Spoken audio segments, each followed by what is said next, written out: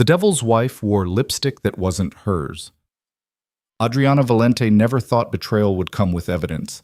A crimson kiss mark on her husband's collar, the scent of another woman's perfume soaking through Italian silk. She'd married New York's most dangerous man, trading safety for love in a world where neither truly existed. But when Dominic Russo looked her in the eye and chose his mistress over his wife, Adriana didn't just lose her marriage, she lost everything. What he didn't know, she was carrying his child. What she didn't know, the other woman had been planning her murder all along. If you're watching, hit that like button and drop your city in the comments. Let's see how far this story travels. The penthouse terrace stretched 43 floors above Manhattan, all glass and steel, and the kind of view that made ordinary people feel like gods. Adriana Valente stood at the railing, her fingers wrapped tight around cold metal, watching the city lights blur through tears she refused to let fall. Behind her, the party continued, crystal clinking, laughter echoing off marble, the usual crowd of dangerous men and women who smiled with their mouths but never their eyes. She'd found the lipstick stain that morning. Not hidden, not subtle, practically branded onto the collar of Dominic's white dress shirt like a claim of ownership. The color was wrong. Dark plum, almost black. Adriana wore red, always red. Everyone knew that. "You've been out here a while." His voice cut through the night air like it always did, smooth, controlled, the kind of tone that had talked men into surrendering territories and women into forgetting their better judgment. Adriana didn't turn around. "Needed air," she said. Dominic Russo moved beside her, close enough that she could smell his cologne mixed with something else. Something floral and expensive that definitely wasn't hers. He was wearing a new suit, charcoal gray, perfectly tailored, the kind that costs more than most people's cars. His dark hair was swept back, still slightly damp from a shower he'd taken at 6 p.m. Before the party. Before coming home. "The Castellanos are asking for you," he said. "Vita wants to talk about that charity thing." Let Vita wait. She felt him go still beside her. Dominic wasn't used to being dismissed, especially not by his wife.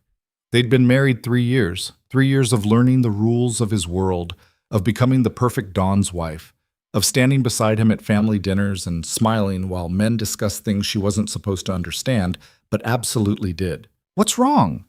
The question came out flat, like he was checking a box rather than actually caring about the answer. Adriana finally looked at him. Even now, even with rage burning through her chest, she had to admit he was beautiful in that dangerous way that had hooked her from the start. Sharp jaw, dark eyes that could freeze a man's blood or melt a woman's resolve depending on his mood. The scar along his left cheekbone that he'd gotten before they met, back when he was still proving himself worthy of the family name. She'd fallen in love with that face, married it, woken up next to it for 1,000 mornings. "Who is she?" Adriana asked. The flicker of reaction was so brief she almost missed it, a tightness around his eyes, a fractional pause before he spoke. "Who's who?" "Don't." Her voice came out harder than she'd intended. "Don't insult me like that. The lipstick on your shirt this morning, plum, almost black. The perfume you're wearing right now that isn't mine. The fact that you've been coming home later and later, and when you do, you barely look at me." Dominic's jaw tightened. For a moment she thought he might actually deny it, might try to gaslight her the way she'd seen other men in this world do to their wives. But he'd never been a liar. Not to her, anyway. Lies were for enemies and business partners. With Adriana, he'd always been brutally, sometimes cruelly honest. "Her name's Serena," he said quietly. The confirmation hit like a physical blow. Somewhere in the back of her mind, Adriana had been hoping she was wrong, that there was some other explanation. But hearing him say it, hearing him give the betrayal a name, made it real in a way the lipstick stain hadn't. How long? 4 months. 4 months, a third of a year. All those nights he'd said he was handling business. All those late dinners he'd blamed on the family. All those mornings he'd left before she woke up. 4 months of her sleeping beside a stranger who was saving his real affection for someone else. Why? The word came out broken, and she hated herself for it. Dominic turned to fully face her, and the look in his eyes was worse than anger would have been. It was exhaustion mixed with something that looked almost like pity. Because she understands what this life actually is. She doesn't ask me to be something I'm not. She doesn't look at me like she's waiting for me to turn into someone softer, someone better. I never. You did. His voice was still quiet, but there was an edge to it now. Every time you suggested I transition into legitimate business, every time you flinched when I came home with blood on my hands, every time you tried to convince me that there was a version of me that could exist outside of what I am, Adriana felt something crack inside her chest. I married you. All of you. I knew what you were. You knew what you thought you could change. Dominic shook his head. Serena doesn't want to change me. She accepts me, respects what I do, doesn't try to make me into some sanitized version of myself that could never actually survive in this world. So that's it? Adriana's voice was rising now, years of controlled composure, starting to fracture. I'm too good for you? Too soft? I should have just embraced the violence, the blood, the fact that you kill people for a living, and then maybe you wouldn't have needed to find someone else? You should have been honest about what you could actually handle, instead of pretending. The accusation stung worse because part of it was true. She had struggled with his world, the casual brutality, the way life and death were discussed over dinner like stock prices, the knowledge that her husband's hands had ended people. But she'd tried. She'd swallowed her discomfort, learned the rules, played the part. Apparently, it hadn't been enough. Do you love her? Adriana asked. Dominic's silence was its own answer. I want you to leave, she said, her voice steadier than she felt. Tonight. Pack a bag and get out. Something flashed across his face. Surprise, maybe, or anger. This is my home. This is our home, was our home, and I can't look at you right now without wanting to... She cut herself off, breathing hard. Just go, please. For a long moment, Dominic didn't move. Then he nodded once, sharp and final. I'll send someone for my things tomorrow. He turned and walked back into the penthouse, leaving Adriana alone on the terrace with the Manhattan skyline and the wreckage of her marriage. She waited until she heard the elevator doors close before she let herself cry. Great gasping sobs that shook her entire body. She'd known marrying into this world was dangerous. She'd prepared herself for violence, for betrayal from enemies, for the constant threat of death that hung over everyone in the Russo family. What she hadn't prepared for was this, the quiet, mundane devastation of being replaced. Her phone buzzed. A text from her sister, Angela. How's the party? Steal me some of that good champagne. Adriana stared at the message, trying to remember what normal felt like. When she'd been just a girl from Brooklyn with a nursing degree and student loans, before she'd met a dangerous man at a hospital where she was treating his injured cousin, before she'd fallen stupidly, recklessly in love. She couldn't tell Angela. Not yet. Maybe not ever. Her sister still thought Adriana had married up, had found security and luxury, and a man who would protect her from the world. The truth, that she'd traded one kind of vulnerability for another, was too bitter to speak out loud. Adriana went back inside. The party was still going, though several people had noticed her absence. Dominic was nowhere in sight, which meant he'd actually left. Vita Castellano, a sharp-eyed woman in her 50s who ran her own piece of the family's empire, appeared at her elbow. You look like you need a drink, Cara. I need about 6. Vita signaled a server, who appeared with champagne that probably cost more than Adriana's first car. Men are dogs, Vita said conversationally. Beautiful, sometimes useful, but ultimately dogs. You know this, yes?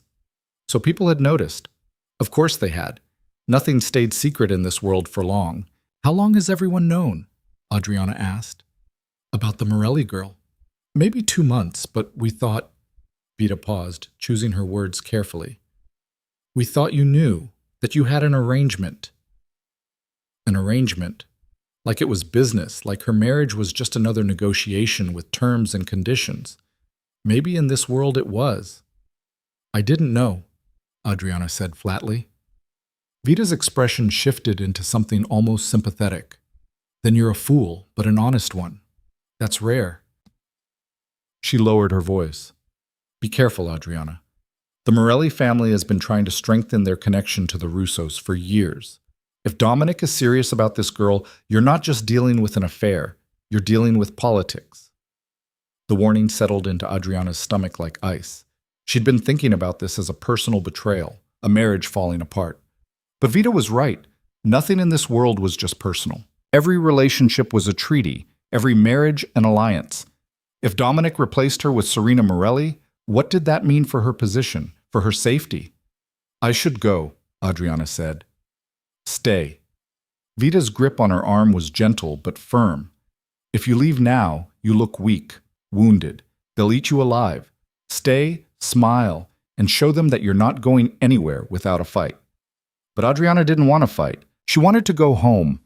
Except home was the penthouse she'd shared with Dominic, and she didn't know if she could stand being there alone, surrounded by the ghost of what they'd been. She stayed anyway, smiled anyway, made conversation with people whose names she couldn't remember about topics she didn't care about, drank champagne that tasted like expensive nothing. And when Marco Russo, Dominic's cousin and underboss, pulled her aside near midnight, she was almost grateful for the distraction. You holding up? Marco asked. He was younger than Dominic by 3 years, with the same dark eyes but a softer edge. He'd always been kind to her in a way that felt genuine rather than political.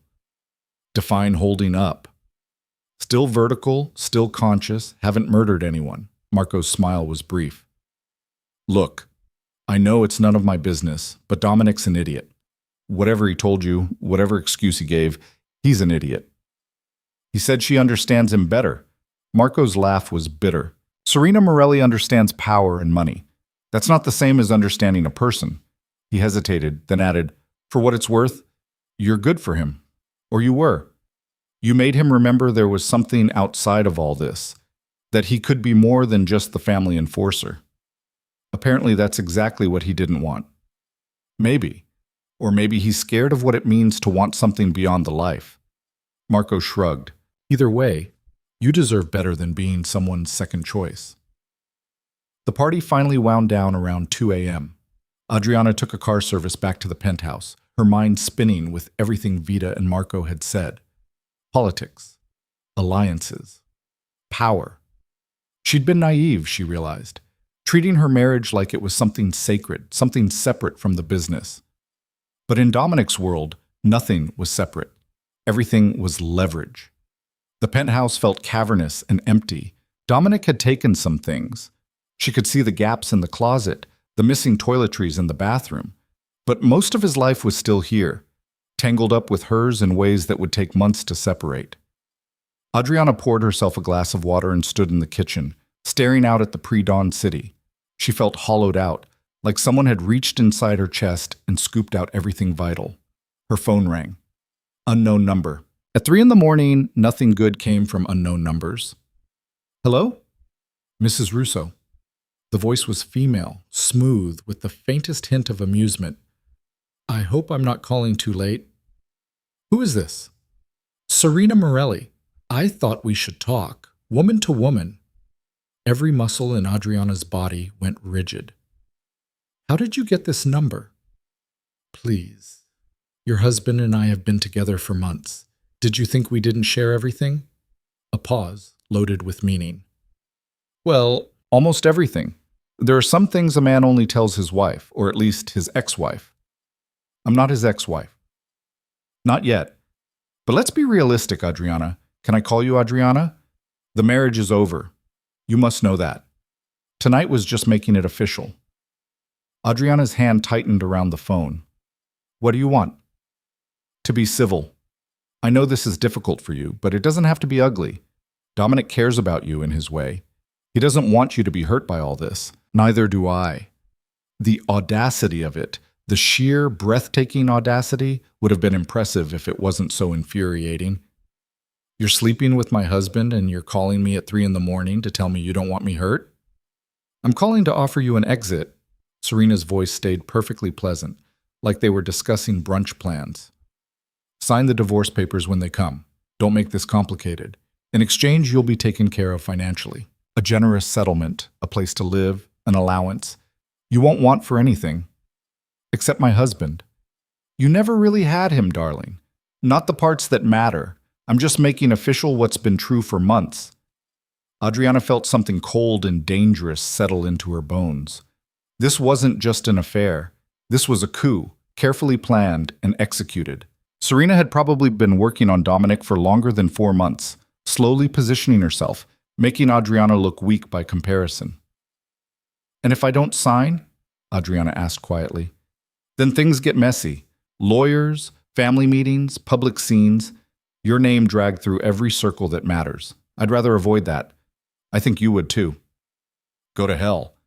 She hung up before Serena could respond. Her hands were shaking, rage and fear mixing into something she couldn't quite name. This was worse than betrayal.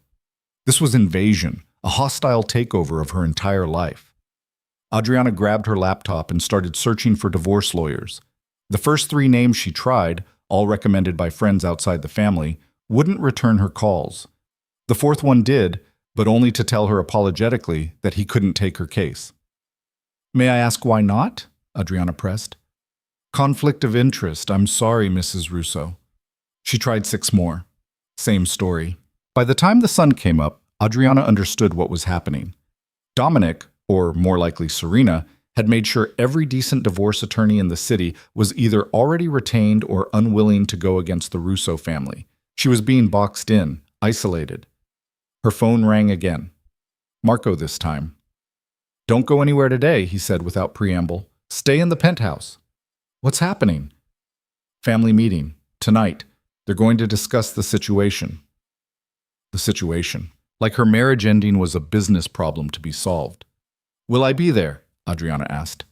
Marco's pause told her everything. Probably not. This is internal family business. I'm family. You're... He trailed off, clearly struggling with how to phrase it. The marriage isn't dissolved yet, but until things are settled, your status is complicated. Complicated. In other words, she was no longer protected, no longer guaranteed a seat at the table. She'd gone from Dominic's wife to a problem to be managed overnight.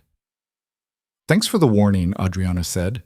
She spent the day in the penthouse, pacing, trying to think. Her bank accounts were still accessible, but for how long? If Dominic wanted to cut her off, he could do it with a phone call. The penthouse was in his name. The car was in his name. Even her credit cards were linked to his accounts. 3 years of marriage, and she'd let herself become completely financially dependent. She'd had her nursing license, had planned to go back to work eventually, but Dominic had discouraged it. You don't need to work, he'd said. Focus on being here, being present. That's what I need from you. What he'd really meant, make yourself dependent so you can never leave. Around noon, the building concierge called up. Mrs. Russo, there's a gentleman here to see you, says he's your new attorney. I didn't hire anyone. He says it's been arranged. Should I send him up? Adriana almost said no, but she needed a lawyer, and if someone was offering, even if she didn't know who or why, she couldn't afford to be proud. The man who appeared at her door was in his 60s, silver-haired, wearing an expensive suit that had clearly been tailored decades ago and maintained perfectly. He introduced himself as Leonard Castellano, and Adriana's stomach dropped. You're Vita's husband. Was. She divorced me 15 years ago, kept the name, and we stayed friends. Strange arrangement, but it works. Leonard smiled gently. She called me last night, asked me to come out of retirement for one last case. Why would she do that? Because she likes you, because she thinks what's happening to you is wrong, and because she's been in this world long enough to recognize a power play when she sees one. Leonard set his briefcase on the counter. May I sit? They settled in the living room. Leonard pulled out a legal pad and pen, actual pen and paper, not a tablet. Tell me everything, he said. So Adriana did. The affair, the confrontation, Serena's phone call, the lawyers who wouldn't take her case. Leonard listened without interrupting, occasionally jotting notes. When she finished, he set down his pen and looked at her seriously. Mrs. Russo, I need you to understand something. This isn't just a divorce. What the Morelli family is doing, what Serena is orchestrating, is a strategic repositioning. If she successfully replaces you as Dominic's wife, the alliance between the Russo and Morelli families strengthens considerably. Territory, resources, influence, all of it shifts. I know. Do you? Because what that means is that you're not just dealing with a husband who fell for another woman. You're dealing with people who have a vested interest in removing you from the picture entirely. The way he said removing made Adriana's blood run cold. You think I'm in danger? I think you should be very, very careful. And I think you should start documenting everything, every conversation, every interaction. If things go wrong, and they might, You'll need evidence. Evidence of what? Leonard met her eyes. Of whatever they decide to accuse you of. The family meeting happened that night in a restaurant the Russos owned in Midtown. Adriana wasn't invited, but Marco called her afterward. It's bad, he said bluntly. Serena was there, with her father. They're pushing hard for Dominic to make the marriage dissolution official. And they're offering— He stopped. What are they offering? Brooklyn. The Morellis would cede their Brooklyn territory to the Russos in exchange for the marriage alliance. Brooklyn. An entire borough, millions in revenue, strategic positioning. Adriana's life was being weighed against real estate and drug routes, and apparently the real estate was winning. What did Dominic say? She asked, though part of her didn't want to know. He didn't say no. That night, Adriana barely slept. She kept thinking about Serena's phone call, about Leonard's warning, about the way her entire world had shifted in less than 48 hours. She'd gone from Dominic Russo's wife to a liability, from protected to expendable. Around 4 a.m., she got up and went to the bathroom. Felt dizzy, nauseous, thought it was stress until she realized she was late. 3 weeks late. She took the pregnancy test with shaking hands, already knowing what it would say, positive. Adriana stared at the 2 pink lines, her mind reeling. A baby. She was carrying Dominic's baby. The timing was horrific. He'd probably gotten her pregnant right around when he'd started seeing Serena. The irony was almost funny, except nothing about this was funny. She had to tell him, didn't she? He deserved to know he was going to be a father, even if their marriage was imploding, even if he'd chosen someone else. But as Adriana sat on the cold bathroom floor, another thought crept in. What if she didn't tell him? What if she just left, disappeared, raised this baby far away from the Russo family and their violence and their politics?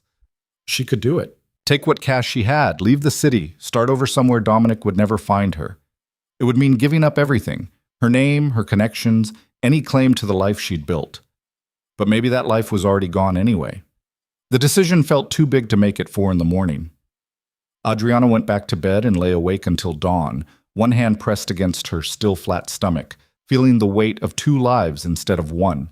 When her phone rang at 7 a.m., she almost didn't answer. But it was Marco again, and he sounded urgent. You need to get out of there, he said. Now. Don't pack, don't stop, just go. What happened?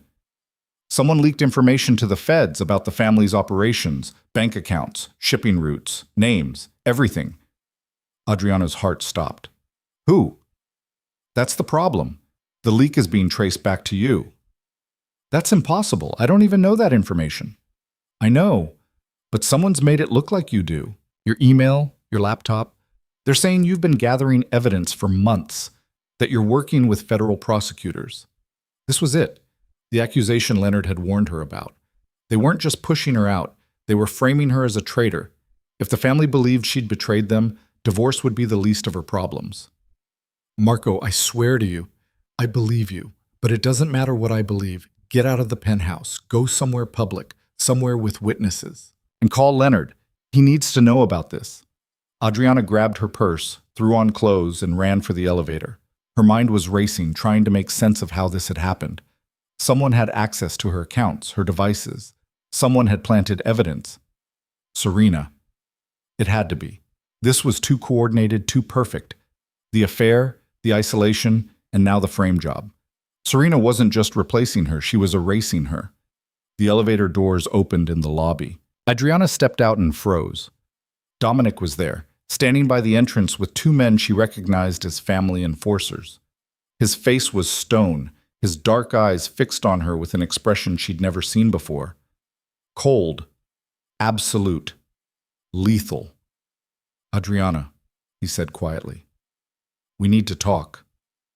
Every instinct screamed at her to run, but there was nowhere to go, and running would only make her look more guilty. I didn't do whatever you think I did, she said. Then you won't mind answering some questions. It wasn't a request. The 2 enforcers moved to flank her, and Adriana realized with terrible clarity that she wasn't leaving this building as a free woman, not unless she could convince Dominic that she wasn't a traitor. And based on the ice in his eyes, that was going to be impossible. The conference room was in the basement of a building Adriana had never seen before.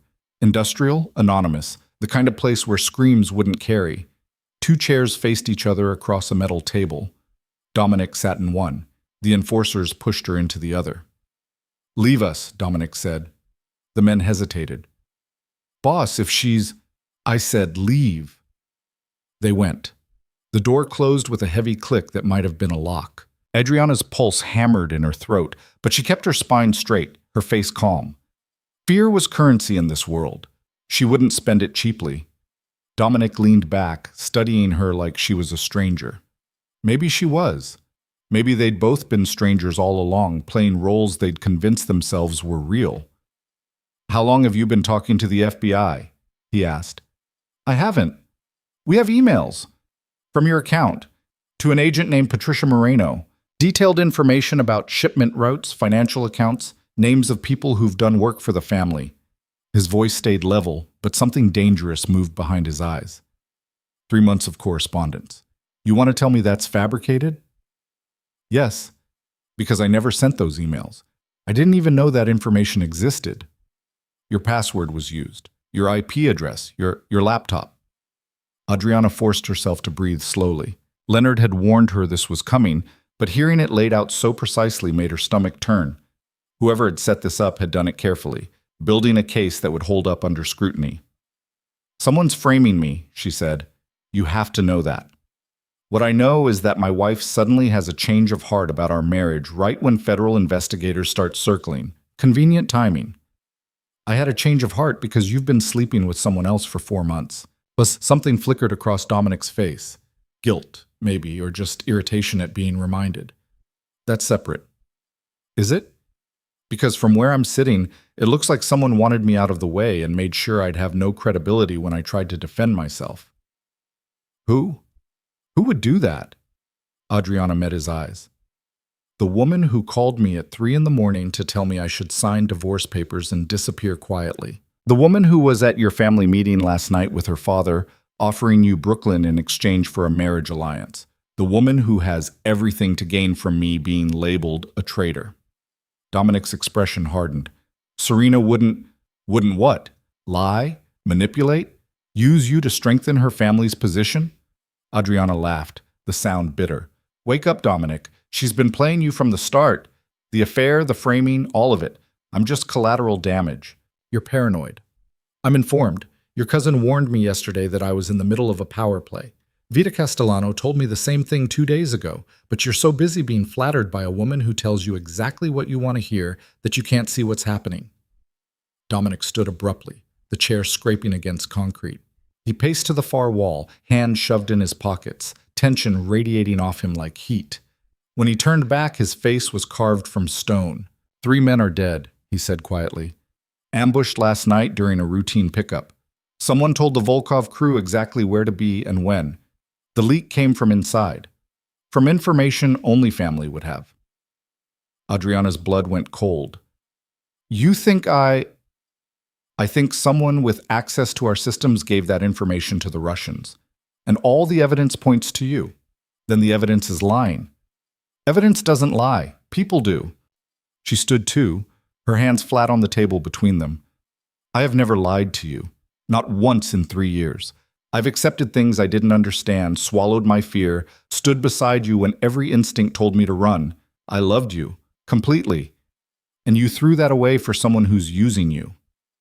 Serena is a Morelli. Her family has been trying to absorb your territory for years. What better way than to marry their daughter to the head of the Russo family? But first they had to get rid of the current wife. So they create an affair, isolate me, frame me for betrayal, and then sit back while you destroy me yourself. Dominic's jaw worked. For a moment, just a flash, doubt crossed his face. Then it was gone, replaced by the cold certainty that had made him one of the most feared men in the city. You're good, he said. I'll give you that, but I'm not stupid enough to fall for it. Fall for what? The truth? Manipulation. You're trying to make me doubt her, doubt myself. Classic deflection. He moved closer, until they were separated by only the width of the table. Here's what's going to happen. You're going to tell me everything you gave to the FBI, every detail, every name, and then you're going to help us contain the damage. I can't tell you something that didn't happen. Then you're useless to me. The words landed like a physical blow. Adriana had known their marriage was over, but hearing him say it, hearing the finality in his voice, made it real in a way nothing else had. So what now? She asked. You kill me? Make an example of the traitor wife? Dominic's expression didn't change. That depends on how cooperative you are. The door opened. One of the enforcers leaned in. Boss, the family's waiting. Give me 5 minutes. The door closed again. Dominic pulled out his phone, scrolled through something, then set it on the table facing her. It was an email, supposedly from her account, detailing shipment information with timestamps and locations. The kind of intelligence that would get people killed. Explain that, he said. Adriana stared at the screen. The email address was hers. The writing style even sounded like her. Formal, precise, the way she'd learned to communicate in this world. But she'd never written it, never sent it, never even knew those details existed. I can't explain it except to say someone hacked my account, used my laptop maybe, or cloned my credentials. It's not impossible. She looked up at him. You know me, Dominic. You know I'm not capable of this. I thought I knew you. Turns out I was wrong about a lot of things. Her hands clenched into fists. You were wrong about thinking I needed to be changed, about believing someone else could understand you better. But you were never wrong about my loyalty. I would have died for you, for this family. That's the one thing I never lied about. Past tense? You made it past tense when you chose her. The silence stretched between them, heavy with everything they'd lost. Finally, Dominic picked up his phone and headed for the door. Wait here, he said. Someone will come get you. For what? He paused without turning around. The family needs to hear your version. After that, they'll decide what happens next. Then he was gone, and Adriana was alone in the basement room with her fear and her fury and the terrible knowledge that no matter what she said, they'd already made up their minds. An hour passed, maybe 2. Time became elastic in the windowless room, stretching and contracting until Adriana wasn't sure if she'd been there for minutes or days. She kept her hand pressed against her stomach, thinking about the pregnancy test, about the tiny cluster of cells that didn't know yet how much danger it was in. When the door finally opened, it wasn't Dominic. It was Marco, looking grim, with Vita Castellano behind him. Come on, Marco said. Quickly. Where? No questions. Just move. Vita caught her arm as they hustled her into the hallway. Did you tell him about the baby? Adriana's step faltered. How did you? I've been around long enough to recognize the signs. Does Dominic know? No. Good. Don't tell him. Not yet. Right now, that's the only leverage you have. They moved through corridors that all looked the same. Concrete, fluorescent lights, the smell of damp, and something chemical. Finally, they emerged into what looked like a warehouse stacked with crates and machinery. In the center, chairs had been arranged in a semicircle. The family was already there. Adriana recognized most of them. Antonio Russo, Dominic's uncle and the official head of the family, silver-haired and sharp-eyed. Carlo Benedetti, who ran their gambling operations. The Castellano brothers, Vita's sons. And off to one side, looking perfectly composed, Serena Morelli and her father Vincent. Serena was beautiful in that effortless way some women managed. Dark hair pulled back, minimal makeup, wearing a black dress that probably cost more than Adriana's engagement ring. She looked like she belonged there, comfortable, in the spotlight, while Adriana felt like an intruder in her own life. Dominic stood near his uncle, his face unreadable. When Adriana entered, his eyes flicked to her briefly before looking away. Sit, Antonio said, gesturing to a chair placed opposite the semicircle, like she was on trial. Adriana sat, kept her back straight, her expression neutral. Vita and Marco positioned themselves near the back, silent witnesses. Antonio leaned forward, fingers steepled. You understand why you're here. I'm being accused of betraying the family, of working with federal investigators, of getting 3 men killed. Adriana's voice stayed level. All of which is a lie. Evidence suggests otherwise. Evidence can be manufactured, Vincent Morelli spoke up, his voice smooth. Perhaps. But the emails came from your account, Mrs. Russo. The leak happened from your devices. If someone else is responsible, you'll need to provide proof. How am I supposed to provide proof of something I didn't do? You're asking me to prove a negative. We're asking you to explain, Antonio said, how classified family information ended up in federal hands with your digital fingerprints all over it. Adriana took a breath. Someone with technical skills hacked my accounts, planted evidence, made it look like I was communicating with investigators when I wasn't. The timing coincides perfectly with, she hesitated, then committed, with the affair, with Dominic's relationship with Serena. Every eye in the room turned to Serena, who looked more amused than offended. Are you accusing me of framing you? Serena asked, her tone light.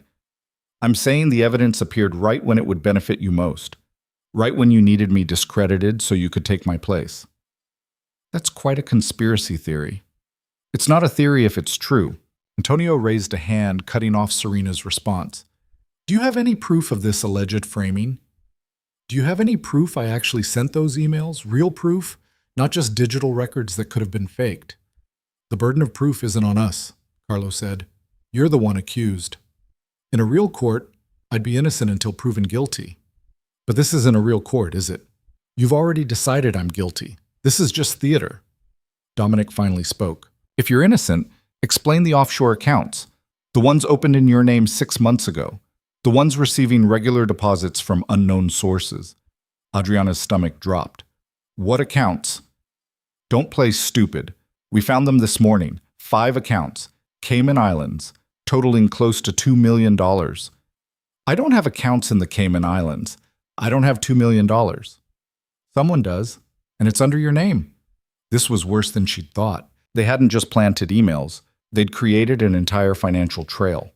Money that could be traced back to her, that made it look like she'd been paid off for information. Let me see the account records, Adriana said. Why? So you can come up with a better story? So I can prove they're fake. If they're real accounts, they'll have transaction histories, IP logs, authentication records. I can show you I never accessed them. Antonio considered this. Reasonable. We'll have our people pull the detailed records. He nodded to someone behind Adriana, who left quickly. In the meantime, there's the matter of the recording. Adriana's blood went cold. What recording? Vincent Morelli produced a phone, set it on a small table, and pressed play. Adriana's own voice filled the warehouse, tinny but unmistakable. Shipment arrives Thursday, 11 p.m., Pier 47. 3 men handling it. Russo crew, not family. Should be easy to intercept? The recording cut off. Silence crashed down like a wave. That's not me, Adriana said, but her voice sounded weak even to herself. Voice analysis confirms it's you, Vincent said. 98% match. Then the analysis is wrong, or the recording is altered. I never said those words. Serena leaned forward, her expression sympathetic in a way that made Adriana want to scream. I know this must be difficult, but denying it only makes things worse. If you cooperate, tell us who you were working with. The family might show mercy. I don't need mercy because I didn't do anything. The evidence says otherwise. The evidence is lying. Antonio's hand came down on the arm of his chair, not hard, but the sound cut through the warehouse like a gunshot. Enough.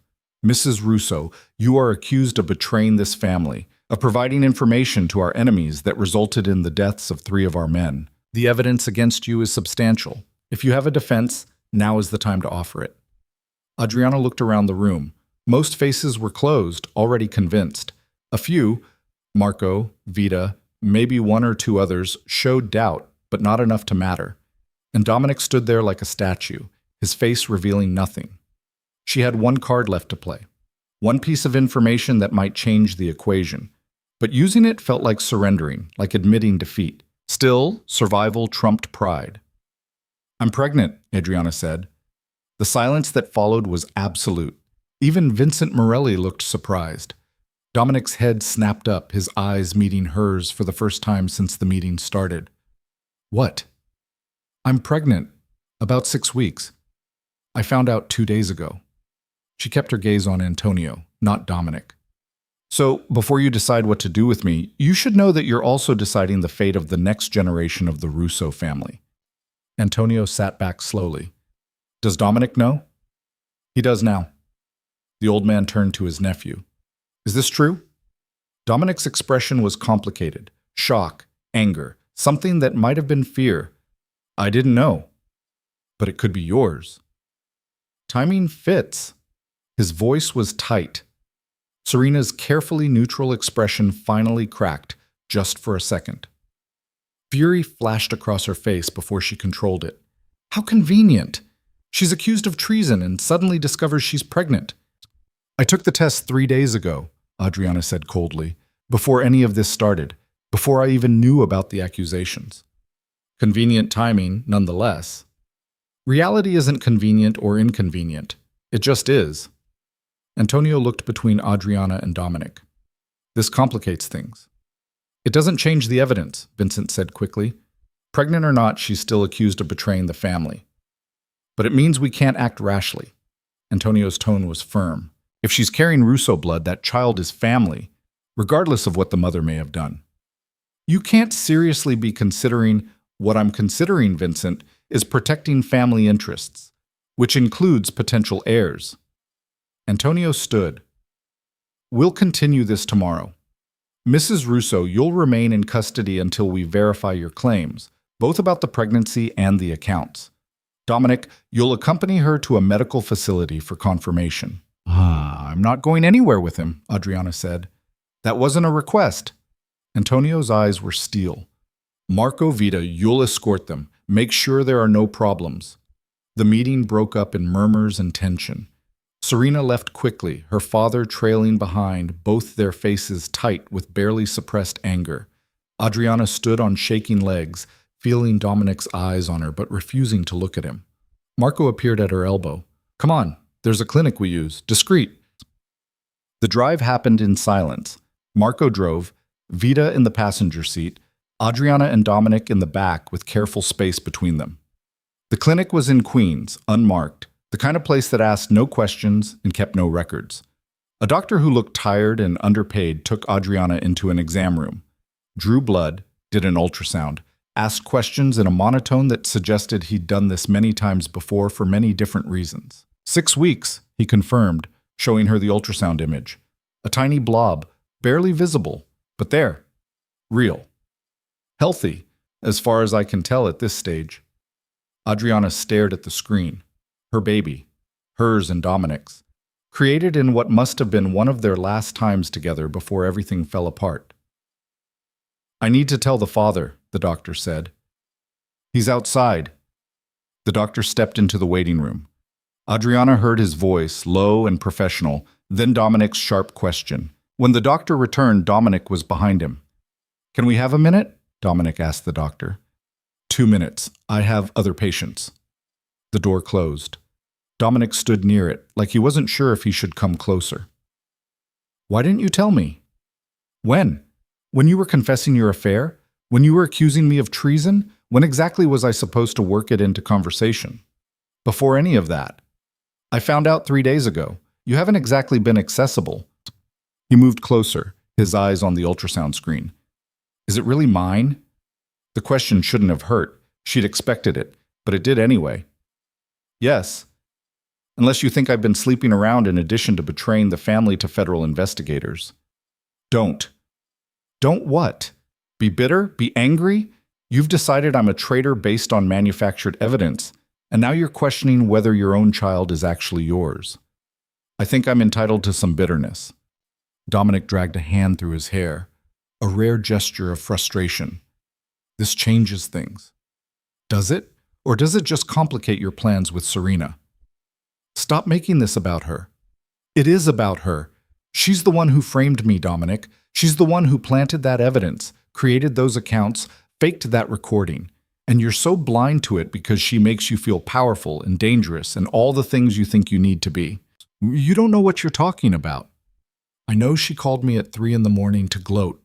I know her father was at that meeting, salivating over Brooklyn like it was already his.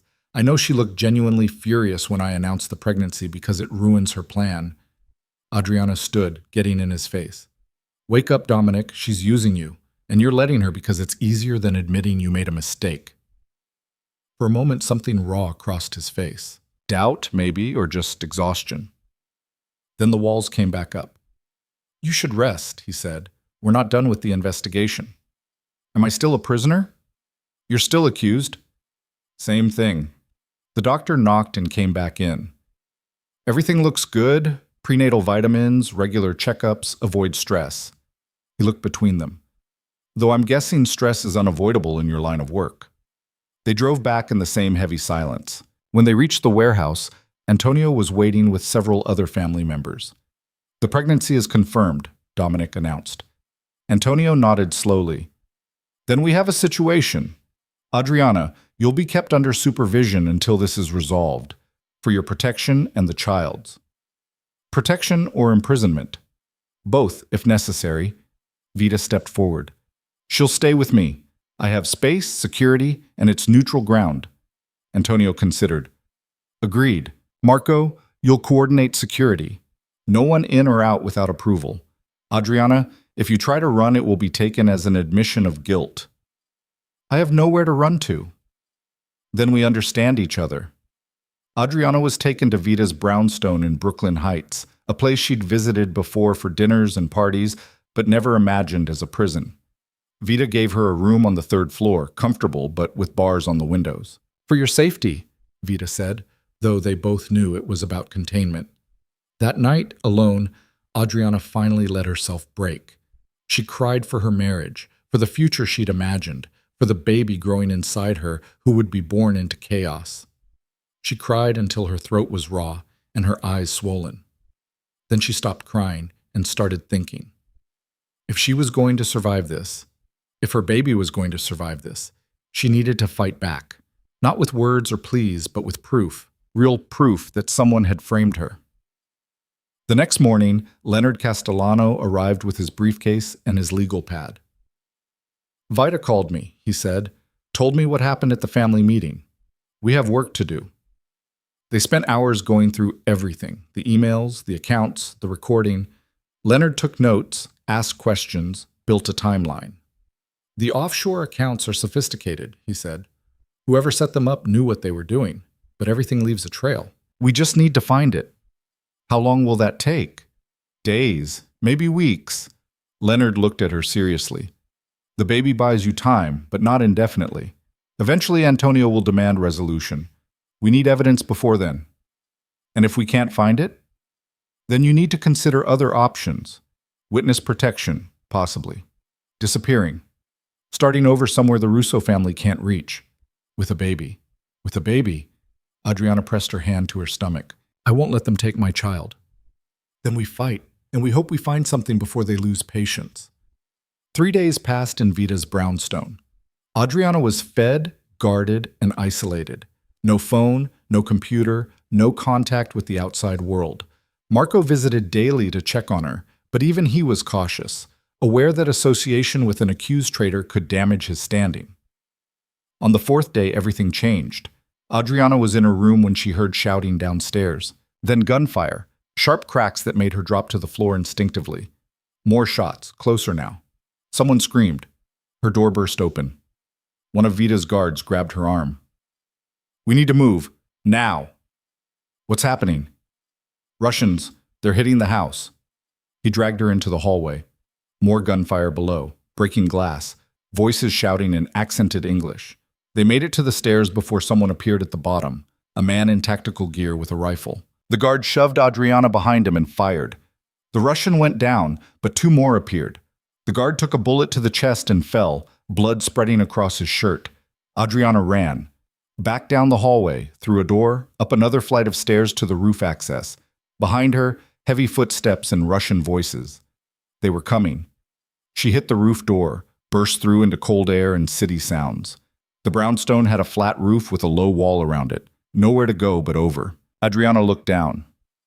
3 stories, an alley below, trash bins, maybe enough to break her fall. Maybe not. The door behind her slammed open. 3 men emerged, weapons raised. She put her hands up slowly. "I'm not armed." The lead man said something in Russian. One of the others laughed. They moved closer, and Adriana saw what was in their eyes. They hadn't come to take her prisoner. "Wait," she said. "Wait, please." Gunfire erupted from the adjacent building. One of the Russians went down, then another. The third turned to fire back and caught a bullet in the head. He dropped like a stone. Adriana stood frozen, hands still raised, waiting for the next shot to be hers. Instead, Dominic appeared on the roof of the next building, rifle in hand. Behind him, more of his men emerged, setting up a perimeter. "Get down!" he shouted. Adriana dropped. More gunfire below, the Russians retreating, the Russo crew pursuing. Then silence, heavy and ringing. Dominic crossed to her building via a maintenance ladder, dropped onto the roof beside her. "Are you hit?" She shook her head, unable to speak. "The house is clear. They're gone." He helped her up, his hands surprisingly gentle. "Why were they here? Why did the Volkov crew target you?" "I don't know." But even as she said it, Adriana understood. Someone had told the Russians where to find her, someone who wanted her dead before she could prove her innocence, someone who was running out of time. Dominic kept his hand on her arm as they descended into the brownstone, his grip firm but not cruel. The house smelled like gunpowder and copper. 3 bodies lay in the foyer, 2 Russians, one of Vita's guards. Blood pooled on the hardwood floors that had probably been polished that morning. Vita appeared from the kitchen, a pistol still in her hand, her hair disheveled but her eyes sharp. "Everyone accounted for?" "3 dead Russians, 1 escaped," Marco reported, coming in from the back. "We've got people tracking him." "Let him go," Dominic said. "I want him to report back." Vita raised an eyebrow. "You want the Volkovs to know we were ready?" "I want them to know attacking what's mine has consequences." The words hung in the air. Adriana pulled her arm free. "I'm not yours. Not anymore. You're carrying my child. That makes you mine until I say otherwise." "Romantic." His jaw tightened, but before he could respond, Antonio arrived with a contingent of armed men. The old man surveyed the carnage with the detached interest of someone who'd seen it all before. 3 dead, he said. How did they know she was here? The question everyone had been avoiding. Vita's brownstone was supposed to be secure, its location known only to trusted family. Yet the Russians had walked right to the door. "We have a leak," Marco said quietly. "Obviously." Antonio turned to Adriana. "Or she arranged this. Another distraction while her real handlers move." "If I'd arranged this," Adriana said, her voice ice, "I wouldn't have been on that roof about to get shot."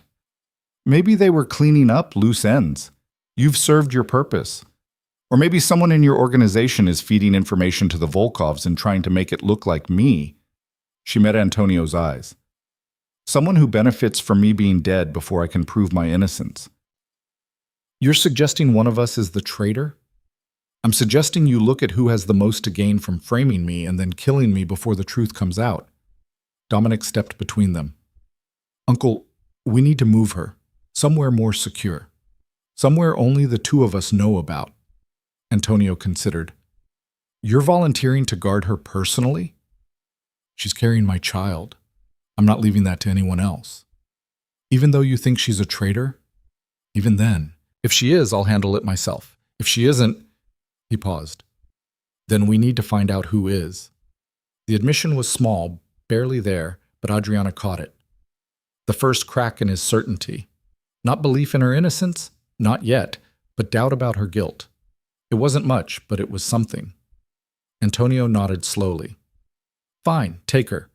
But Dominic, if you're wrong about this, if she's playing you, I know what's at stake." They left within the hour. Dominic drove, taking routes that doubled back on themselves, watching mirrors, making sure they weren't followed. Adriana sat in the passenger seat, exhausted and wired, her hand pressed against her stomach where the baby grew, oblivious to the chaos. "Where are we going?" she asked. "Somewhere no one knows about. A place I bought years ago under a shell company. No family connections, no paper trail." "Why would you need something like that?" He glanced at her. "In this life, you always need an exit strategy, even from your own family." They drove for 2 hours, leaving the city behind, heading upstate into dense forest and winding roads. The safe house turned out to be a cabin on 20 isolated acres, modern but designed to look rustic, with security cameras hidden in the trees and reinforced doors that could withstand a small army. Inside it was surprisingly comfortable, furniture that didn't match but worked, a kitchen stocked with non-perishables, a generator in case the power failed. Dominic did a sweep of the perimeter while Adriana collapsed onto the couch, every muscle in her body shaking with delayed shock. When he came back in, he found her crying silently, her face buried in her hands. "Adriana, don't." She didn't look up. "Don't comfort me, don't apologize, don't do whatever you're about to do. I just need a minute." He sat in the chair across from her, waiting. The crying eventually stopped, replaced by the kind of exhaustion that went bone deep. Adriana wiped her face with the back of her hand. "I could have died today," she said. "Our baby could have died. And you still don't believe me." "I'm starting to have questions." "Questions aren't belief. It's more than I had yesterday." Dominic leaned forward, elbows on his knees. The attack doesn't make sense if you're actually working with the Volkovs. They wouldn't try to kill their own asset. Unless Antonio was right and they were cleaning up. Maybe, but the timing's wrong. If they wanted you dead, they could have done it quieter. This felt like a message, like someone wanted to make sure you didn't live long enough to defend yourself. Adriana looked at him, really looked at him, and saw something she hadn't seen in days. The man she'd married was still in there somewhere, buried under suspicion and anger, but not completely gone. "Serena," she said, "it's her. It's always been her." "Keep saying that." "Because it's true." Think about it, Dominic. The affair starts, I'm isolated, then suddenly evidence appears that I'm a traitor, right when her family needs a stronger alliance with yours. Right when Brooklyn's on the table, she creates the problem, me, and then offers herself as the solution. Serena doesn't have the technical skills to hack accounts or fake recordings. No, but she has money, connections. The Morellis have been in this game long enough to know people who can do anything for the right price. Dominic stood, paced to the window. Outside, darkness had fallen, the trees just shadows against the sky. "If you're right, if she's really behind all this, then I've been played." "Yes." Adriana's voice was flat. "Completely and thoroughly played. She found your weakness, your need to be accepted for exactly what you are, without judgment, and she exploited it. The affair wasn't about you, Dominic. It was about positioning herself to take my place." He turned back to her, and for the first time since this nightmare started, she saw real uncertainty in his eyes. "How do we prove it?" "I don't know, but we need to move fast." Leonard was looking into the offshore accounts, trying to trace who actually opened them. "If we can find that connection, we can't contact Leonard. Any communication could be intercepted. Then what do we do? Just hide here while Serena consolidates her position?" Dominic was quiet for a long moment. Then he pulled out his phone, scrolled through contacts, and made a call. "It's me. I need you to do something, and you can't tell anyone. Not Antonio, not the family, just you." Adriana couldn't hear the other side of the conversation, but from Dominic's responses, it sounded like Marco. "The offshore account's in Adriana's name. I need you to pull the detailed records, IP addresses, authentication logs, initial setup, everything. And I need you to look into Serena Morelli's financial activity for the past year, quietly." He listened, his expression hardening. "I don't care if it's sensitive. Either she's clean and we put this to rest, or she's not and we need to know. Can you do it or not?" Another pause. Then, "Good.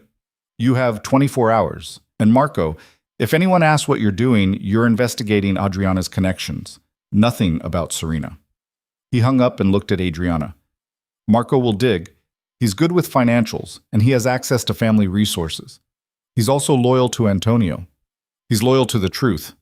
Or at least I hope he is." Dominic sat back down, suddenly looking exhausted. "If I'm wrong about this, if you're actually guilty, I'm not.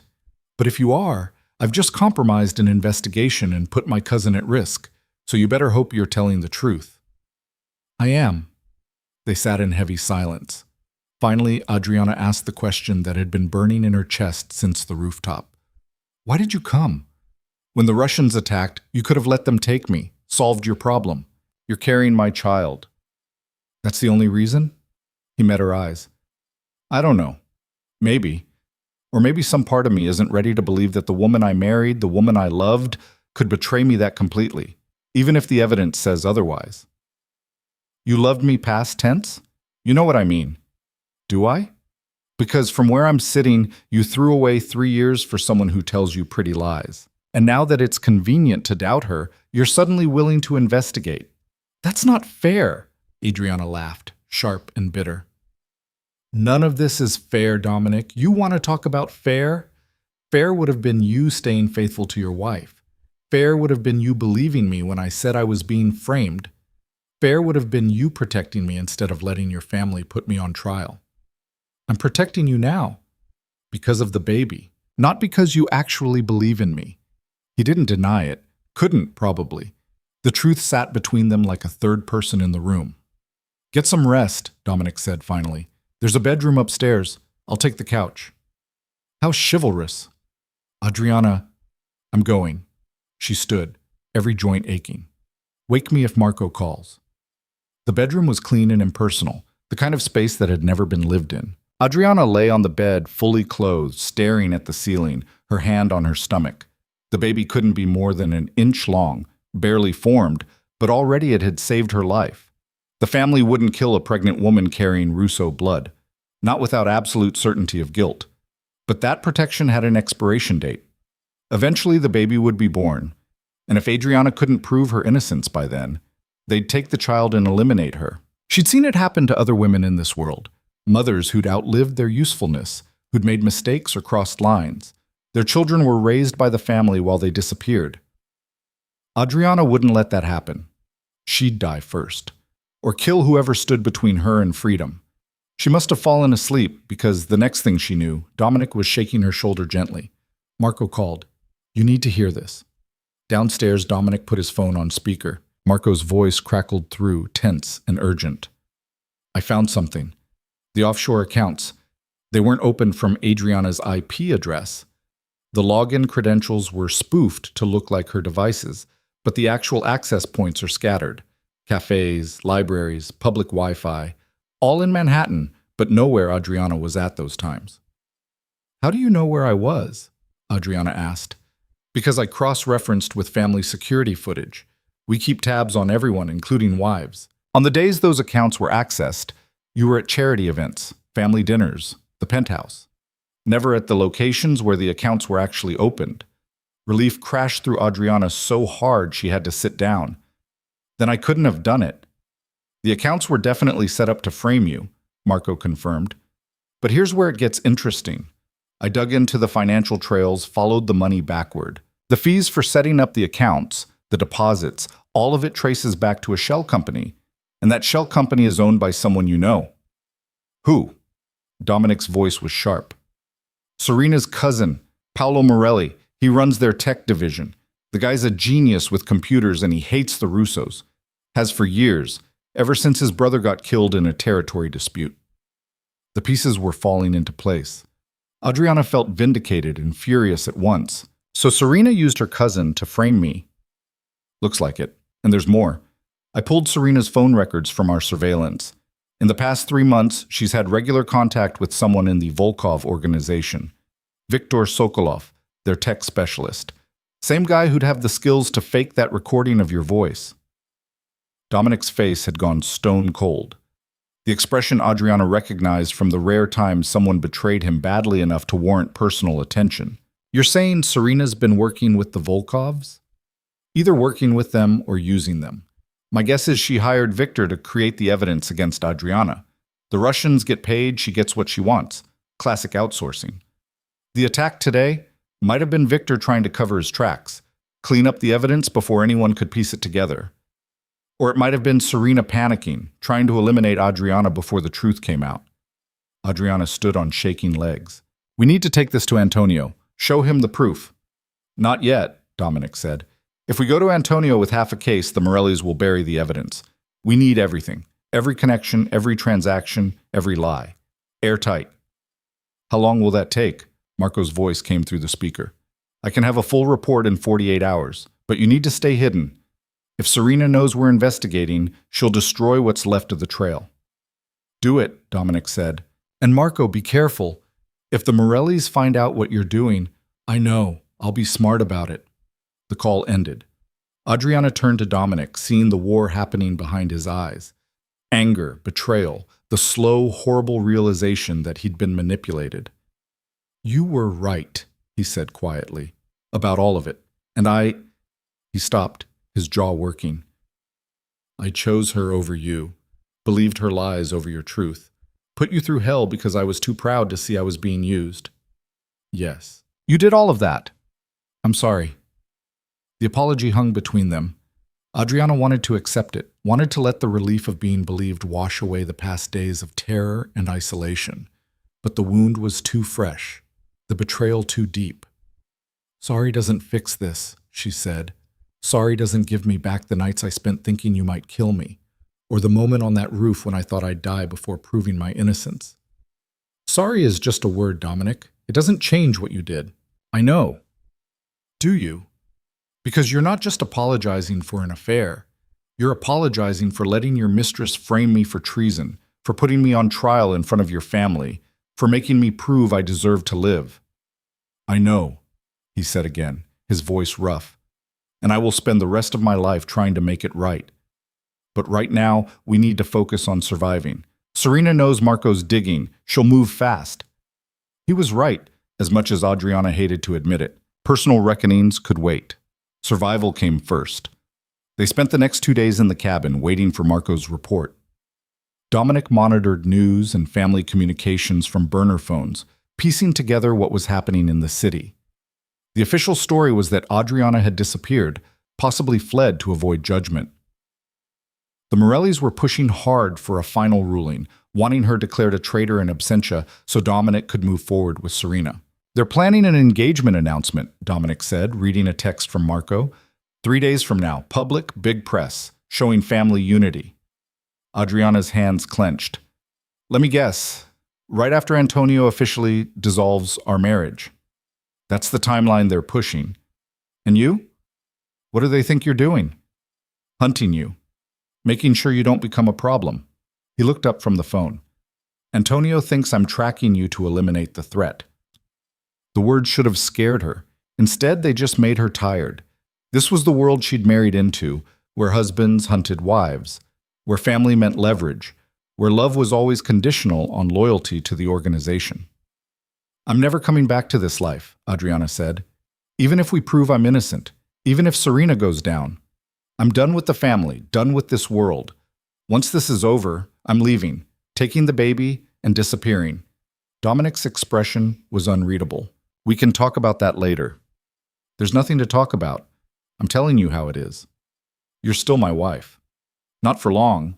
And after everything that's happened, did you really think we'd just go back to normal?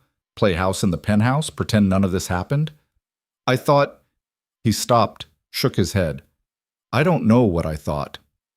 The silence stretched. Adriana turned away, looking out at the dark trees. "When this is done, when Serena's exposed and the family knows the truth, I want a clean break. Divorce, settlement, full custody of the baby. I'll disappear, and you'll go back to being exactly what you are. No wife trying to change you. No complications. The baby's a Russo. The family won't let you just take— Watch me." She spun back to face him. "I will burn this entire organization to the ground before I let my child grow up in it. Before I let them turn an innocent person into what you all are." Dominic's eyes flashed. "Careful. Or what? You'll add me to the list of people you've killed? Go ahead. At least then I won't have to watch my child become a monster." He was on his feet, closing the distance between them in 2 strides. For a second, Adriana thought he might actually hurt her. But he stopped just short, his face inches from hers, breathing hard. "You don't know anything about what I am," he said, his voice low and dangerous. "You spent 3 years in my world playing dress-up, thinking you understood. But you never did. You never understood what it takes to survive, to protect what's yours, to make the choices that keep you alive.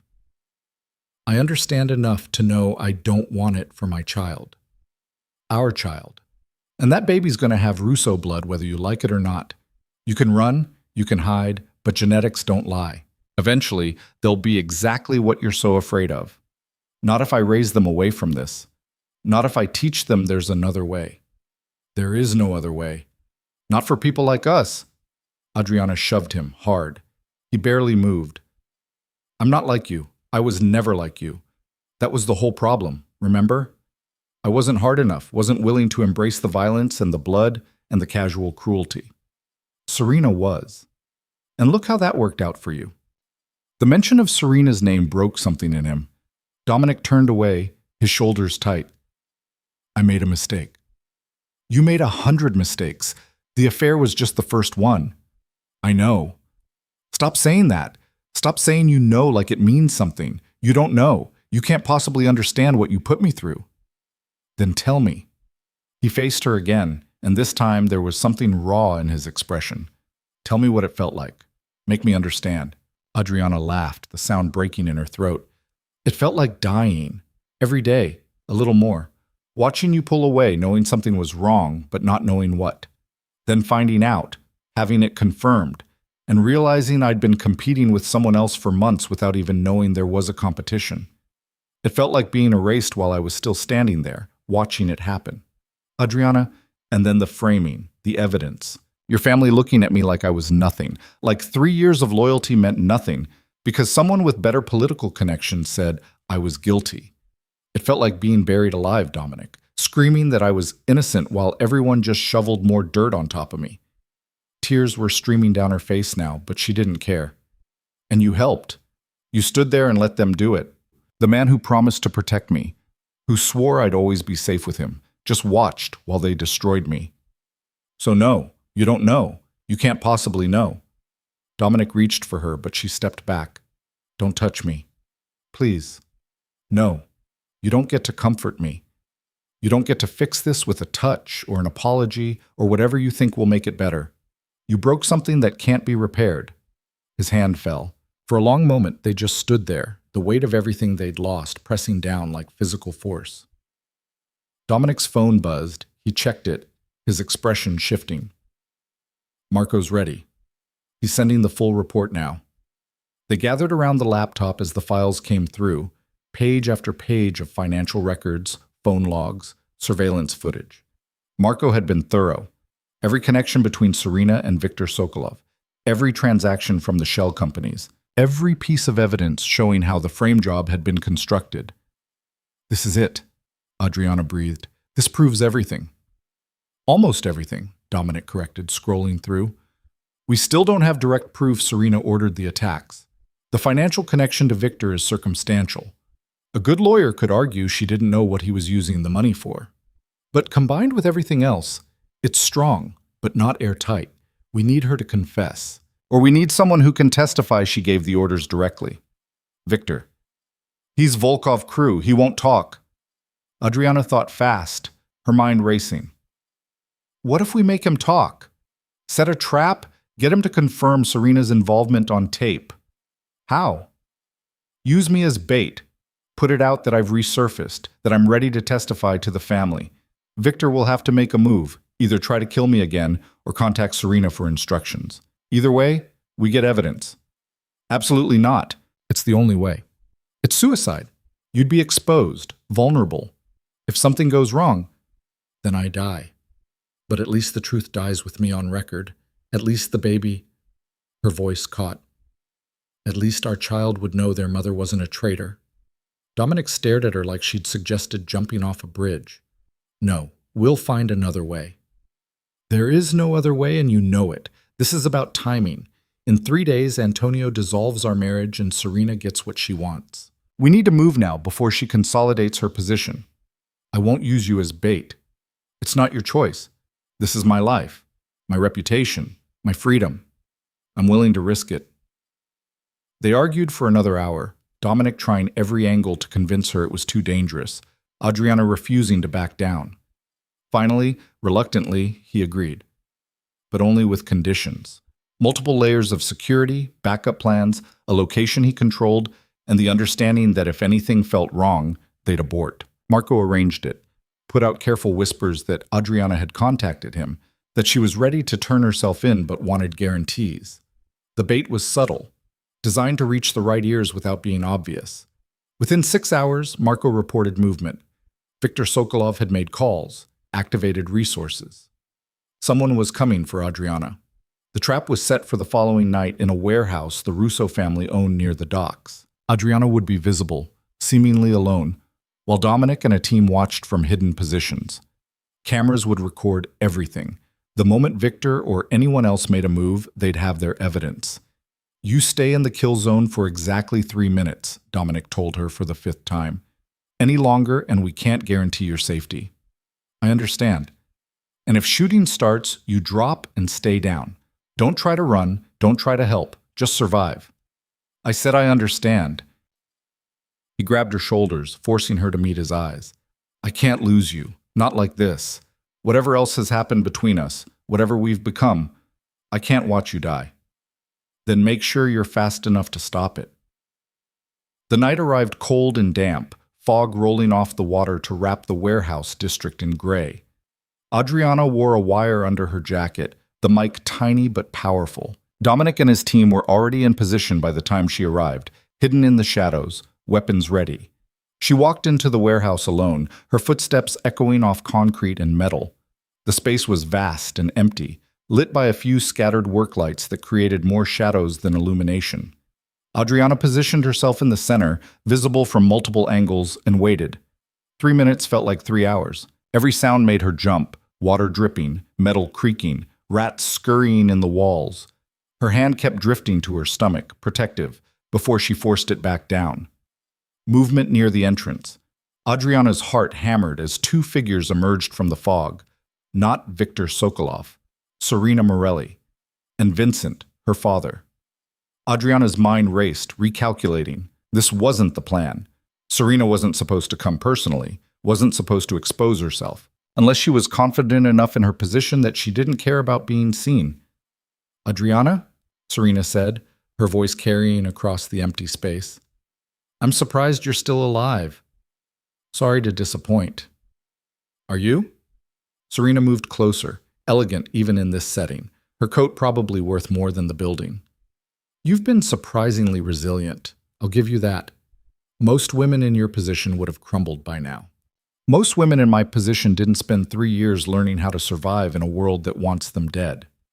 Vincent stayed near the entrance, his hand inside his coat where a gun almost certainly waited. Serena approached alone, confident, her heels clicking on concrete. You called Marco, Serena said.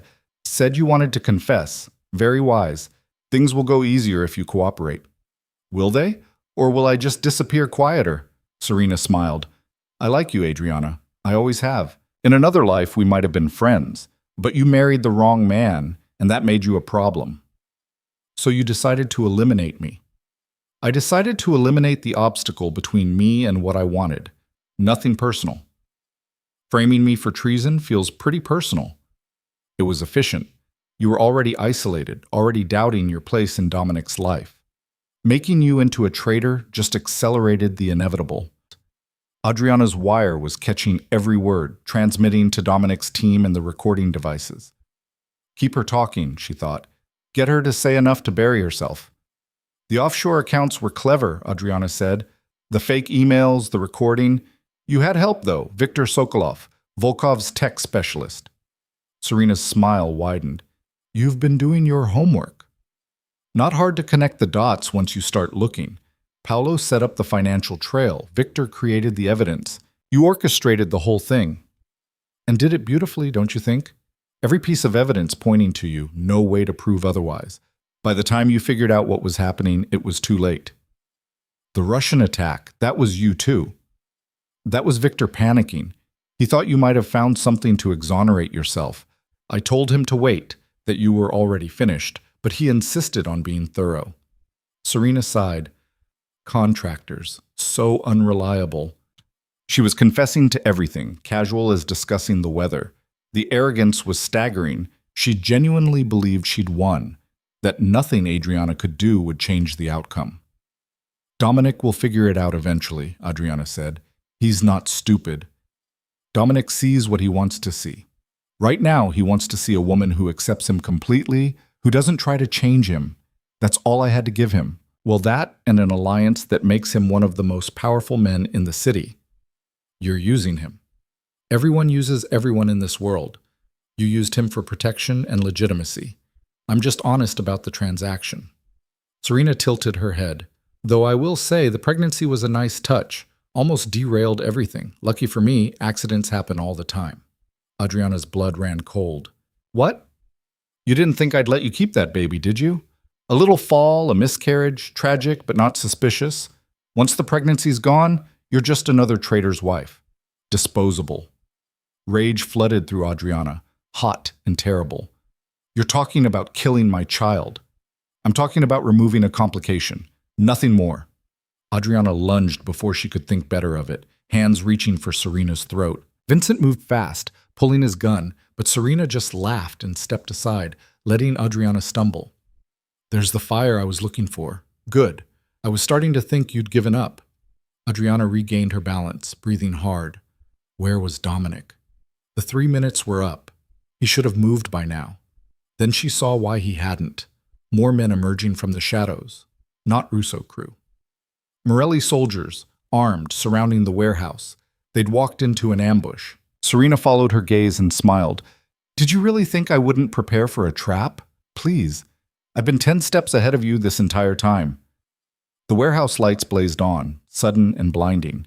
When Adriana's eyes adjusted, she saw Dominic and his team surrounded, weapons trained on them from every angle. Marco was there too, hands zip-tied, blood running from a cut above his eye. Sorry, boss, Marco called out. They were waiting. Dominic's face was carved from ice, but his eyes, when they met Adriana's, were full of something that might have been fear. Serena walked to where Dominic stood, disarmed and furious. She touched his cheek almost tenderly. I tried to do this the easy way. Let Adriana disappear, have her declared a traitor, move forward with our life together. But she just wouldn't cooperate. So now we do it the hard way. You framed her, Dominic said, his voice deadly quiet. Everything she said was true. Of course it was. Did you really think someone like her could orchestrate betrayal? She's too soft, too moral. I knew you'd never believe it completely. That's why I had to move fast. Get you committed before doubt set in too deep. I'll kill you for this. No, you won't, because in about 2 minutes, Vincent's men are going to make it look like the Volkovs attacked again. Adriana dies, sadly, along with several of your men. You escape, traumatized, grateful to me for warning you about the trap. And our engagement goes ahead as planned. Adriana's mind raced. They had the confession on tape, but if they died here, the evidence died with them. Dominic knows the truth now. You can't manipulate him anymore. Can't I? Watch. Serena turned to Dominic. Here's your choice, darling. Either Adriana dies tonight and you get everything we planned, Brooklyn, power, a wife who won't try to change you, or you try to save her and watch your entire family get destroyed.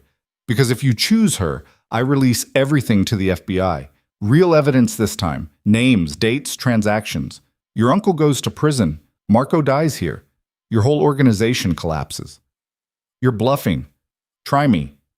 The moment stretched thin and terrible. Adriana watched Dominic's face, saw the calculation happening behind his eyes. Family or her. Empire or love. The choice he'd already made once before, when he'd chosen Serena's lies over Adriana's truth. Vincent raised his gun, pointing it at Adriana's head. 10 seconds, Dominic. Then I shoot her anyway, and you live with knowing you could have saved the family but hesitated.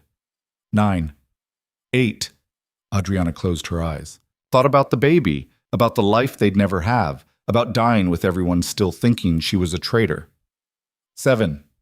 6. Stop! Dominic's voice cut through the countdown. You win. Do whatever you want. Just don't hurt her. Serena's smile was triumphant. That's my darling, always making the smart choice.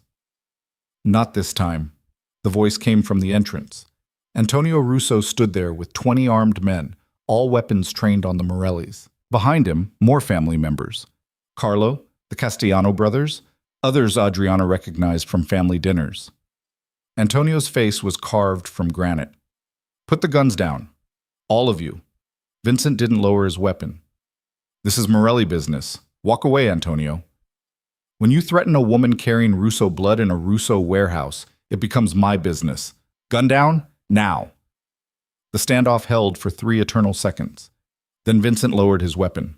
His men followed suit, outgunned and outmaneuvered. Antonio walked into the center of the warehouse, his eyes moving from Serena to Dominic to Adriana. Someone want to tell me what's happening here? We have her confession, Dominic said. Everything, the framing, the fake evidence, working with Viktor Sokolov. It's all on tape. Tape can be faked, Serena said smoothly. Not this one. We've been transmitting to 3 separate locations. Family security, Leonard Castellano's office, and an independent third party. All time-stamped, all verified. Dominic's voice was ice. You just confessed to treason, attempted murder, and conspiracy, in front of witnesses, with evidence. Serena's composure finally cracked. You can't prove. We can prove all of it. Marco spent 2 days building the case. Financial records, communication logs, surveillance footage. And now we have you, on tape, admitting you did it.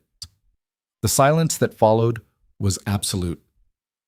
Serena looked at her father, who looked at Antonio, who looked disappointed but not surprised. The Morelli family has a lot to answer for, Antonio said quietly. Starting with you, Vincent, you knew what your daughter was doing. I know nothing. Liar. The word cracked like a whip. You've been positioning for a takeover for years. This was just your latest attempt. Sloppy, though. Using an outsider like Viktor Sokolov. The Volkovs won't be happy to learn their man was working private contracts. Vincent's face went gray. In this world, involving a rival organization in internal business was worse than the betrayal itself. Take them, Antonio ordered.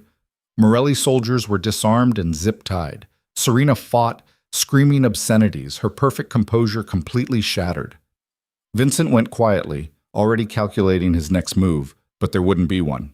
Not after this. Dominic crossed to Adriana, his hands hovering like he wanted to touch her, but didn't dare. Are you okay? No. She was shaking, adrenaline crashing. But I'm alive. I'm sorry for everything, for not believing you, for not now. She couldn't process apologies with guns still out and bodies still tense. Later, maybe. Antonio approached them. Mrs. Russo, you have my apology. The family's apology. We wronged you, and we will make amends. I don't want amends. I want out. The old man's eyebrows rose. Out? Of this life, this family, all of it. I want a divorce, a settlement, and full custody of my child. Then I disappear, and you all forget I existed. That's not... It's happening, Adriana said, surprised by the strength in her own voice. I proved my innocence. I did what you asked. Now I get to walk away. Antonio looked at Dominic. This is acceptable to you? Dominic's jaw was tight, but he nodded. If it's what she wants. Then we'll make the arrangements. Antonio turned to his men. Take the Morellis to the holding facility. We'll deal with them properly. He looked back at Adriana. You'll have your freedom, Mrs. Russo. You've earned it. The warehouse emptied slowly. Morellis hauled away, Russo soldiers securing the area, Marco getting his hands untied and his head checked. Vita appeared from somewhere, wrapping a blanket around Adriana's shoulders. You did good, Kara, she said quietly. Most wouldn't have survived what you went through. I'm not sure I did survive, not all of me. The important parts did. That's what matters. Dominic stayed close but didn't touch her, didn't push. When everyone else had gone and it was just the two of them in the empty warehouse, he finally spoke. I know you want out. I understand why. But before you go, I need you to know I loved you, love you. That wasn't a lie, even when everything else was broken. Adriana looked at him, this man she'd married who had destroyed her and saved her in equal measure. I know, but love wasn't enough, was it? Love didn't protect me, didn't make you believe in me when it mattered. No, he admitted. It didn't. So I'm leaving, and you're letting me go. That's how we survive this. He nodded once, final, and turned away. Adriana watched him walk out into the fog, his shoulders carrying the weight of everything they'd lost. Then she pressed her hand to her stomach, where her baby grew, and promised herself that she'd never let anyone make her doubt herself like that again. She'd survived, but the cost had been everything she thought she'd built, and now she'd start over, completely alone. The safe house felt different now, less like protection and more like a cage counting down to freedom. Adriana spent the next 3 days there, while Leonard Castellano hammered out the divorce settlement, each hour stretching longer than the last. Dominic came and went, bringing food, medical supplies, updates on what was happening with the Morellis, but they barely spoke. The silence between them had weight now, heavy with everything they'd never be able to fix. On the morning of the fourth day, Leonard arrived with papers. He spread them across the kitchen table, his expression professionally neutral, though Adriana caught something like sympathy in his eyes. "It's generous," he said. More than generous, actually. Dominic didn't negotiate, just signed whatever I put in front of him. Adriana scanned the documents. $5 million in liquid assets, transferred immediately. A brownstone in Boston, fully paid, under a trust that couldn't be touched by the family. Monthly support until the child turned 18. Full custody, no visitation rights unless Adriana explicitly allowed it. Her maiden name restored. All ties to the Russo family legally severed. "He's buying his guilt," she said. "Maybe. Or he's making sure you and the baby are protected." Leonard pulled out a pen. "Either way, you should take it. Women in your position usually get far less. Women in my position usually end up dead." "Yes, they do."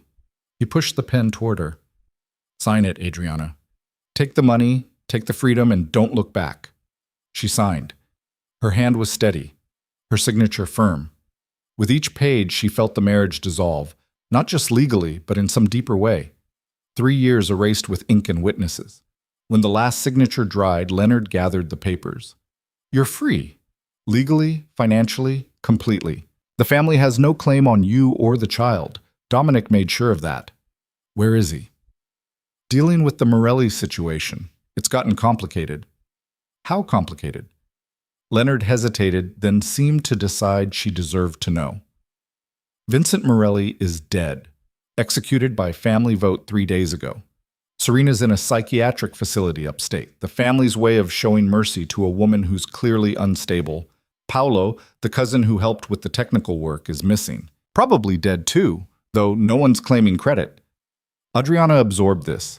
She should have felt satisfaction, justice served, enemies punished. Instead, she just felt tired, empty. "What about Viktor Sokolov? The Volkov connection?" "That's where it gets interesting. Turns out Viktor was playing both sides, working for Serena but also feeding information to his own organization. The Volkovs didn't know about the framing, but they knew about the affair and were planning to use it for leverage. When everything came out, they eliminated Viktor themselves. Didn't appreciate being used without permission. So everyone's dead or destroyed. Except you." Leonard's smile was small. "You survived, which in this world is the same as winning." A car arrived that afternoon to take her to Boston. Adriana packed the few things she had, clothes Vita had provided, toiletries, the ultrasound photo she kept folded in her wallet. Her old life fit in a single duffel bag. Dominic was waiting outside. He looked like he hadn't slept in days, dark circles under his eyes. His suit rumpled in a way he normally never allowed. When Adriana appeared with her bag, something crossed his face, pain, maybe, or regret that ran deeper than words could reach. "You don't have to do this," he said. "Yes, I do. The baby needs a father. The baby needs a mother who's alive and sane. You can't give me that if I stay." He stepped closer, and for the first time in weeks, Adriana let him. "I could change, do better. We could try again, make it work." "We already tried. It ended with you sleeping with someone else and me standing in front of your family being accused of treason. That's not fair." "None of this is fair, Dominic, but it's over. You need to accept that." His hand came up, hovering near her face like he wanted to touch her, but knew he'd lost that right. "I love you. I know I destroyed it. No, I don't deserve another chance. But I need you to know. I love you. I always did." "I know." And she did. That was the tragedy of it all. The love had been real on both sides, and it still hadn't been enough. But love isn't the same as trust, and I can't trust you, not after everything. "Will you let me see the baby when they're born?" Adriana considered. "Maybe.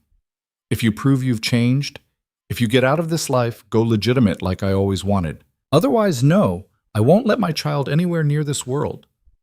That's not, it's the deal. Take it or walk away.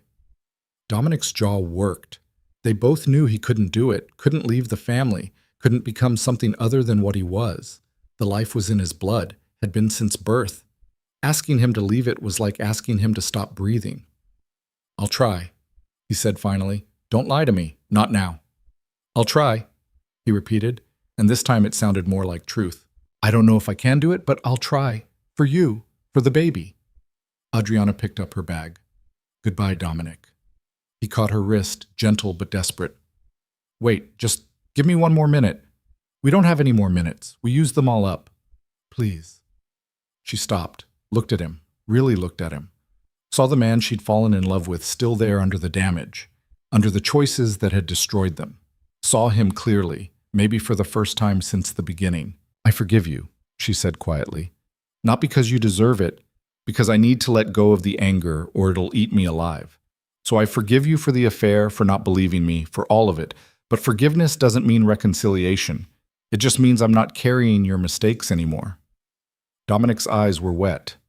Adriana had never seen him cry, not once in 3 years. I'm sorry. For everything. I'm so sorry. I know. She pulled her wrist free. Take care of yourself. Then she got in the car and didn't look back. Boston was cold and gray when she arrived, the brownstone tucked into a quiet street in Beacon Hill. It was beautiful in an understated way.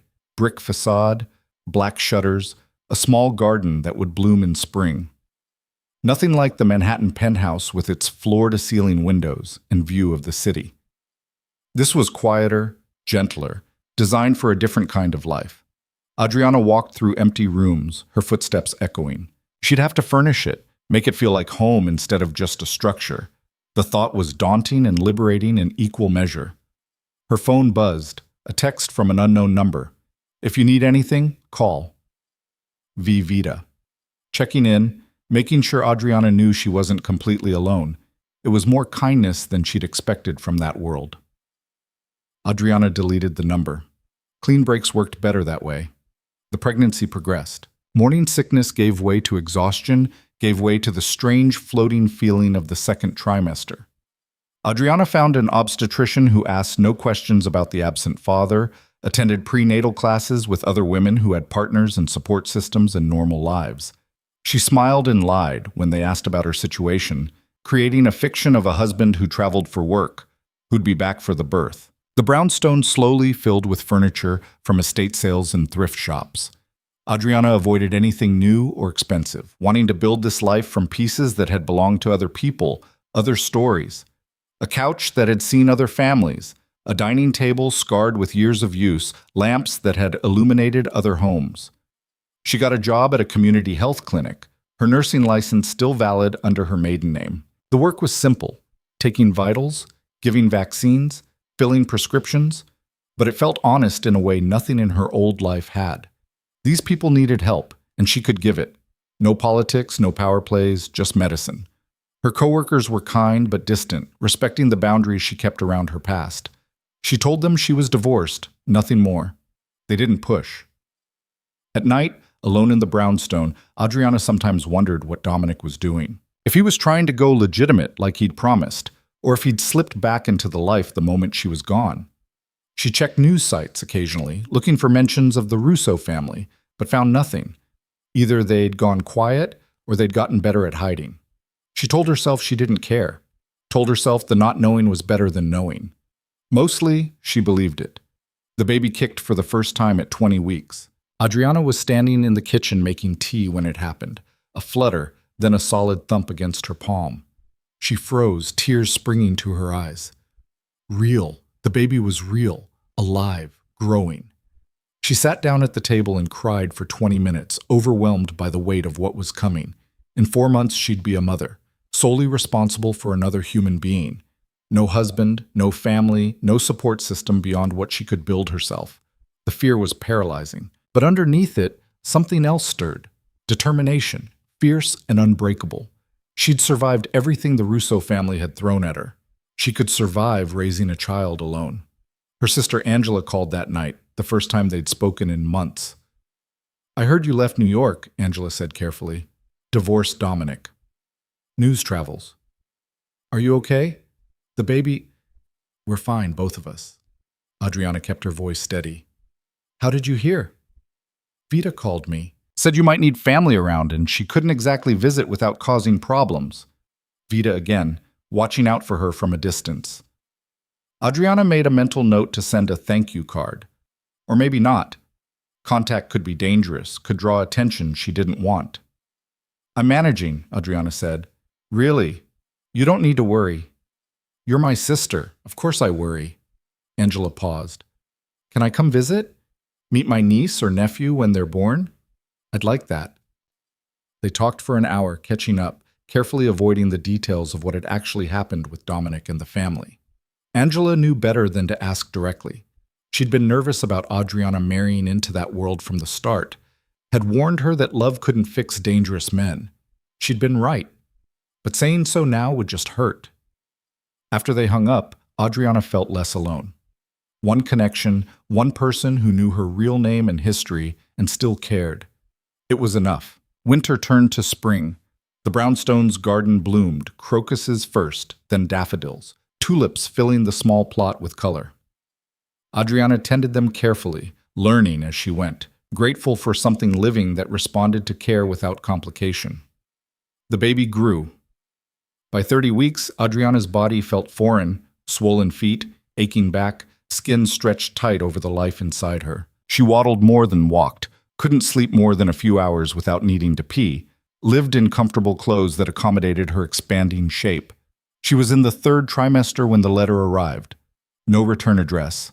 Just her name in handwriting she recognized instantly. Dominic's. Adriana stared at it for 10 minutes before opening it, her heart doing complicated things in her chest. Inside, a single page. Adriana, I'm writing this from a hotel room in Prague. I've been traveling for the past 3 months, putting distance between myself and the family while I figure out who I am without them. It's harder than I thought. Turns out, when you've been one thing your entire life, becoming something else feels like dying. I've started the process of separating from the organization, handed over my territories, my responsibilities, everything. Antonio thinks I'm having a breakdown. Marco thinks I'm running from guilt. Maybe they're both right. I don't know if I can actually do this, go legitimate, become the man you wanted me to be. But I'm trying. For what it's worth, I'm trying. I think about you every day, about the baby. Wonder if they've been born yet, if they're healthy, if they look like you or me or some combination neither of us expects. I wonder if you hate me or if you've moved past that into indifference, which would somehow be worse. You said I could see the baby if I changed. I'm changing, or at least I'm trying to. When they're born, if you're willing, I'd like to meet them, just once, just to see what we made together before everything fell apart. I don't deserve your forgiveness. I know that. But I'm asking for a chance anyway. D. Adriana read the letter 3 times, then set it carefully on the kitchen table. She didn't know what to do with it, how to feel. Part of her wanted to believe he was really trying, really becoming something different. Part of her knew that people like Dominic didn't change. They just found new ways to be what they'd always been. She put the letter in a drawer and tried not to think about it. At 35 weeks, Adriana's water broke during her shift at the clinic. One moment she was taking a patient's blood pressure, the next she was standing in a puddle, feeling the first contractions start deep in her back. Her coworker drove her to the hospital, stayed with her through the first hours of labor, while Adriana tried to breathe through pain that felt like her body was tearing itself apart. Angela arrived 6 hours in, breathless and worried, and took over the hand-holding duties. You're doing great, Angela kept saying, which was a lie, but Adriana appreciated it anyway. 17 hours of labor. The baby was sunny side up, facing the wrong way, taking their time. The pain became everything. Not just physical, but existential, like her entire being was contracting down to this single purpose. Push, breathe, push again. The world narrowed to the delivery room and the voice of her doctor giving instructions. Then, finally, crying. High and angry and alive. It's a girl, the doctor announced. They placed the baby on Adriana's chest, tiny and wrinkled, and covered in vernix. She had a surprising amount of dark hair, and her father's sharp features even at minutes old. Adriana touched her daughter's face with shaking fingers, overwhelmed by the rush of love that hit harder than any drug. "Hi," she whispered. "Hi, baby girl. I'm your mama." The baby's eyes opened, unfocused, searching, finding Adriana's face and fixing on it. Some instinct firing, recognizing the voice she'd been hearing for months.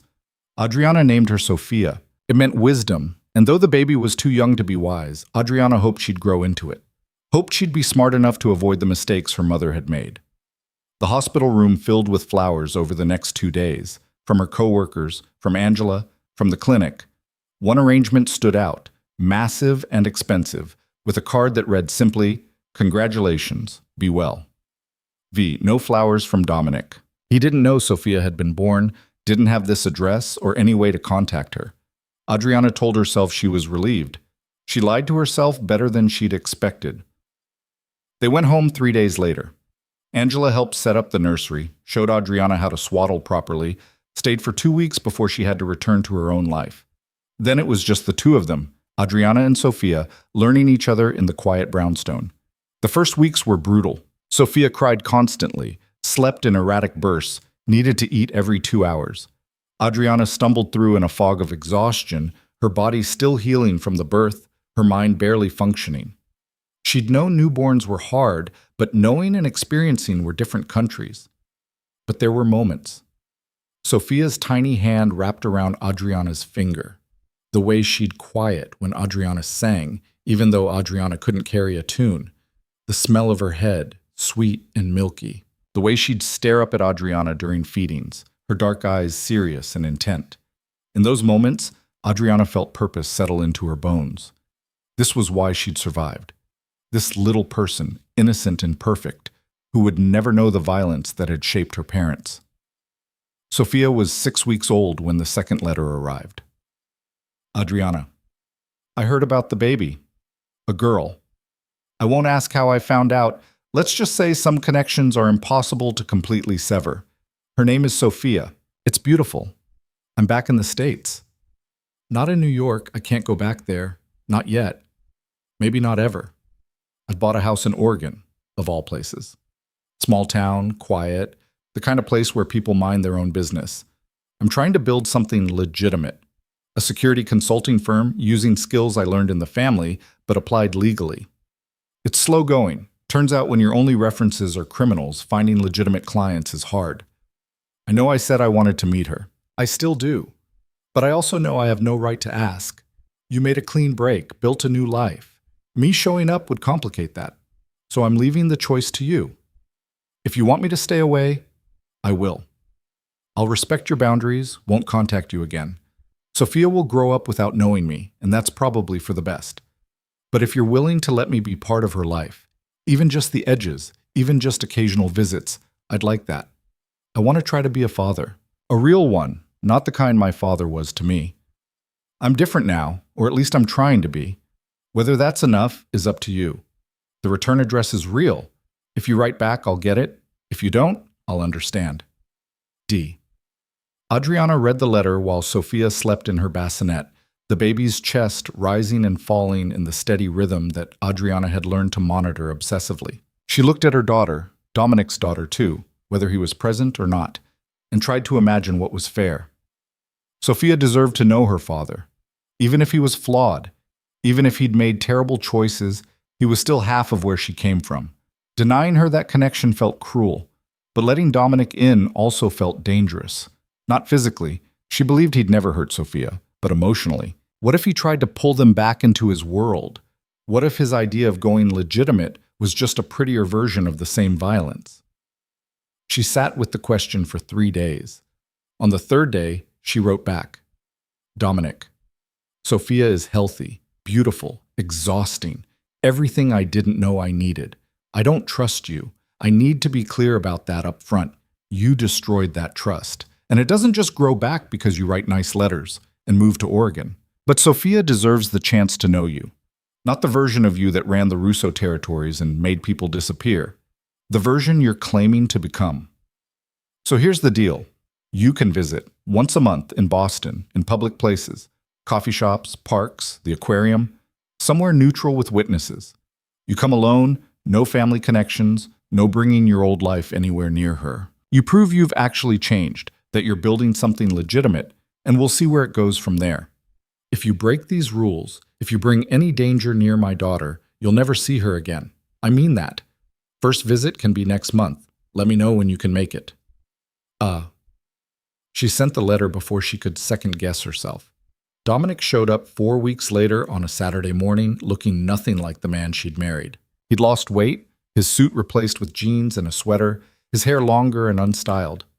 He looked tired and uncertain, and more human than she'd ever seen him. They met at a park near the brownstone. Adriana pushed Sophia's stroller to a bench, and Dominic sat down carefully, keeping distance between them. "Thank you for this," he said. "Don't thank me yet. You haven't met her." Adriana lifted Sophia out of the stroller. At 3 months, the baby had filled out, her features settling into something recognizable. She had Dominic's eyes, Adriana's mouth, a serious expression that made her look older than her months. "This is Sophia," Adriana said, and placed the baby in Dominic's arms. He held her like she was made of glass, his hands careful, his expression completely transformed. All the hardness Adriana associated with him melted away, leaving something raw and wondering. "She's perfect," he whispered. "She's 3 months old, she cries and poops and doesn't sleep. Perfect is a stretch." But Dominic wasn't listening. He was staring at Sophia, who stared back with her serious dark eyes, the two of them taking measure of each other. Then Sophia smiled, one of her first real smiles, and Dominic's whole face changed. "She smiled at me."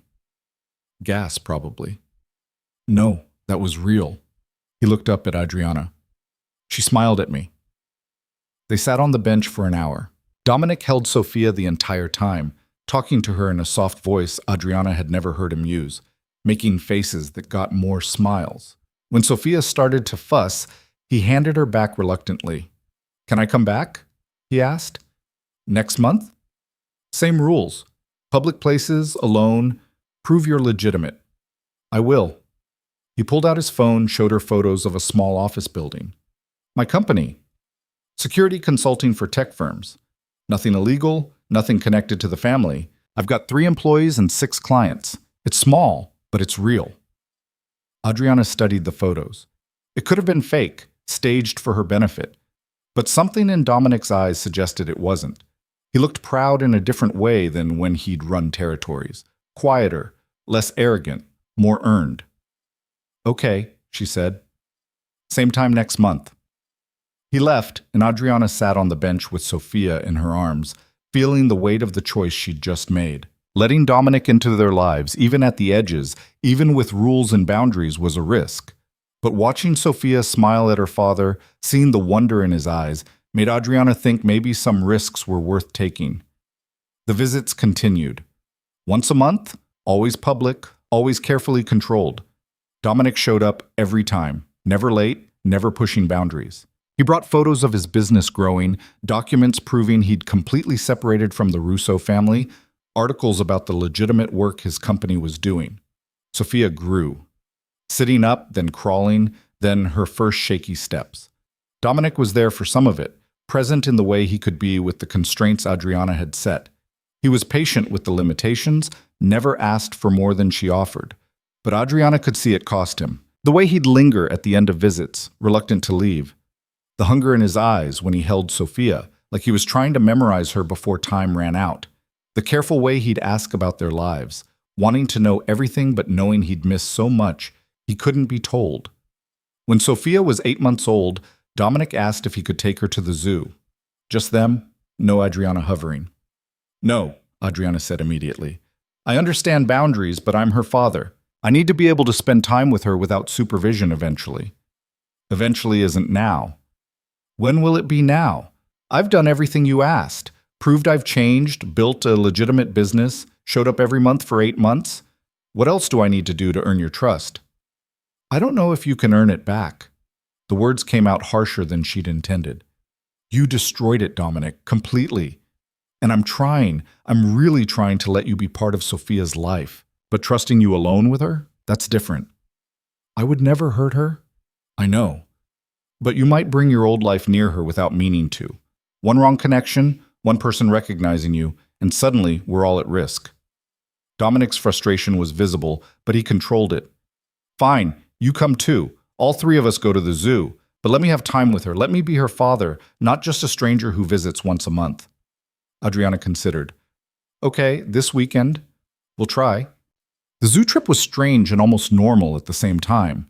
They moved through exhibits like a regular family, two parents, a baby, discussing which animals Sophia seemed most interested in. The baby loved the penguins, laughed at the sea lions, fell asleep during the reptile house. Dominic pushed the stroller, and Adriana walked beside him, and for stretches of time she forgot why they weren't together anymore, forgot the affair and the framing and the night she'd nearly died, just existed in the moment, watching her daughter experience the world with a father who clearly adored her. Then Sophia would look at Dominic and smile, or he'd laugh at something she did, and Adriana would remember. The loss crashed over her fresh, not just of the marriage, but of what they could have been if he'd made different choices. You're sad, Dominic said quietly while Sophia napped in her stroller. Just thinking. About us? About what we could have been. If you hadn't... She stopped. It doesn't matter now. It matters to me. Dominic stopped walking, turned to face her. I know I can't undo what I did. No, I destroyed something irreplaceable. But Adriana, I'm not the same man who hurt you. I've spent every day since you left trying to become someone better, someone worthy of being Sophia's father, of being in your life again, even just at the edges. Why? The question burst out before she could stop it. Why go through all this? You could have just stayed in your world, had other children with someone else, moved on. Because I don't want other children with someone else. I want Sophia, and I want... He hesitated. I want you. Still. Always. Even though I know that ship has sailed, even though I destroyed any chance we had, the wanting doesn't stop just because I don't deserve it anymore. Adriana's chest ached. Part of her wanted to believe him, wanted to think they could rebuild what they'd lost. But the scar tissue was too thick, the damage too deep. I can't go back to you, she said. Too much has happened. Too much trust got broken. But maybe we can move forward. Not as a couple, but as Sophia's parents, as people who care about each other because of her. Is that enough? It has to be. They stood there in the spring sunshine with their sleeping daughter between them, mourning the relationship that had died and trying to figure out how to build something new from the ashes. It wasn't romantic. It wasn't a happy ending. But it was real. And maybe that was better. Sophia's first birthday came with a small party. Angela, a few friends from the clinic, Dominic invited, but sitting slightly apart, not quite integrated into Adriana's new life, but present. Sophia demolished a cupcake, got frosting everywhere, laughed with pure joy at the chaos she'd created. Adriana watched Dominic watching their daughter, saw the love and regret and determination in his face. He'd kept his promises for a full year, stayed legitimate, built his business, showed up for Sophia even when it cost him. Maybe, eventually, she could trust him again. Not with her heart, that would stay locked away, protected from the kind of damage he'd inflicted. But with their daughter, with co-parenting, with the careful friendship they were building. It wasn't the life she'd imagined when she'd married him. But she was alive, Sophia was thriving, and they were both free of the violence that had nearly consumed them. That was enough. That had to be enough. Sophia turned 3 on a cold October morning, and Adriana woke to find her daughter already standing by the window, nose pressed to the glass, watching the first snow of the season fall. Mama, look! White stuff! Snow, baby. It's called snow. Can we go outside? After breakfast, and after Daddy gets here. The word still felt strange in Adriana's mouth. Daddy. But Sophia used it naturally now, had for over a year. Dominic had earned the title through consistency, showing up every other weekend now, instead of monthly, taking Sophia for full days that no longer required Adriana's supervision. The trust had been built slowly, brick by painful brick, but it existed now in a way it hadn't before.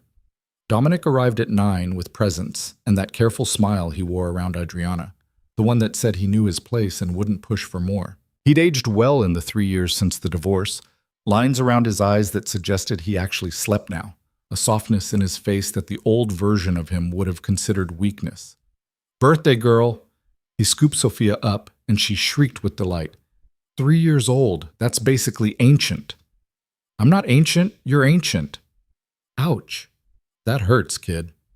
Adriana watched them from the kitchen doorway, feeling the complicated mix of emotions she'd never quite learned to untangle. Love for what they'd created together, grief for what they'd destroyed, gratitude that he'd actually become the father Sophia deserved, and underneath it all, a small persistent ache that she'd learned to live with but never fully shake. They spent the morning at the park despite the snow. Sophia bundled in so many layers she could barely move. Dominic pushed her on the swings while Adriana took photos, documenting this ordinary moment that felt precious exactly because it was ordinary. No danger, no drama, just a father and daughter playing while snow fell around them. Later, back at the brownstone, they did cake and presents. Sophia opened each gift with the careful concentration of a child who'd been taught to appreciate things, who didn't take abundance for granted because Adriana had made sure of that. A art set from Adriana, a giant stuffed elephant from Angela, and from Dominic, a necklace, child-sized, delicate, with a small pendant in the shape of a heart. "It's pretty," Sophia breathed, touching it with careful fingers. "It was your grandmother's," Dominic said quietly. "My mother's. She would have loved you." Adriana's chest tightened. She knew Dominic's mother had died when he was young, knew the necklace was probably one of the few things he had from her. Giving it to Sophia meant something, a connection to his past that wasn't violent, a piece of family history that was actually worth keeping. "Are you sure?" Adriana asked. "Yeah, I want her to have something from that side of the family, something that's not—" He stopped, glanced at Sophia, who was admiring the necklace in the mirror. "Something good." After Sophia went down for her nap, Adriana and Dominic sat in the kitchen with coffee, the comfortable silence of people who'd learned to exist in each other's space without friction. "I got a call last week," Dominic said. "From Marco." Adriana's hand tightened on her mug. She hadn't heard that name in 3 years, had carefully avoided all news from that world. "What did he want?" "To tell me Antonio died. Heart attack. Quick, at least." The news should have hit harder. Antonio had been part of her life for 3 years, had judged her and nearly condemned her and ultimately let her go. But mostly she just felt distant, like hearing about a stranger's death. "Are you okay?" she asked. "I don't know. He was family, but I left that world. Chose to leave. I don't know if I'm allowed to mourn it." "You can mourn what it meant to you without mourning what it was." Dominic looked at her, something complicated in his eyes. "You always did that. Made sense of things I couldn't. Someone had to." Marco also said, he hesitated. He said the family's falling apart. Without Antonio holding it together, everyone's grabbing for power. It's going to be a war. Probably already is. That's not our problem anymore. I know. But it made me think about what we left behind, about Sophia, and what happens if that world comes looking for her. Adriana's blood went cold. "Why would they? You've been out for 3 years, no contact, no involvement. They have no claim on her. She's still a Russo. If the family's desperate enough, if they need legitimacy or leverage, they might remember she exists." "Over my dead body. That's what I'm afraid of." Dominic leaned forward, his voice urgent. "I think we should leave. All of us. Go somewhere they can't find us. New names, new city, completely off the grid. I have a life here, a job, friends, Angela visits. And Sophia has a target on her back if the wrong people start asking questions." Adriana wanted to argue, wanted to say he was being paranoid, but she'd lived in that world long enough to know paranoia was just pattern recognition. If the family was fracturing, if people were desperate, a child with Russo blood could be valuable, either as an heir to rebuild legitimacy around or as leverage against Dominic. "What are you suggesting?" she asked. "I have contacts. People who help people disappear for real, new identities, clean backgrounds, the kind of thing that even federal databases won't flag. We could be a family somewhere else, different names, different story." "We're not a family, Dominic. We're Sophia's parents. That's a kind of family. You know what I mean." He sat back, something defeated in his posture. "Yeah, I know." They sat in silence. Outside, snow continued to fall. Upstairs, Sophia slept, innocent and unaware of the conversation happening below her. "If we do this," Adriana said slowly, "it's for Sophia, not for us. We don't suddenly become a couple again just because we're hiding together." "I understand. And I pick where we go. Somewhere I feel safe, not somewhere you think is tactical." "Okay. And you really prove, that the family can't find us. Because if I uproot our entire life and it turns out you were wrong, I'll never forgive you. I'll prove it." Dominic pulled out his phone, showed her documents she didn't fully understand but looked official.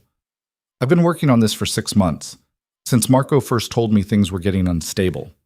3 identities, you, me, Sophia, complete backgrounds, employment history, everything. We'd be a normal family who moved for a job opportunity." "Where?" "Wherever you want. I was thinking Pacific Northwest, Seattle maybe, or Portland.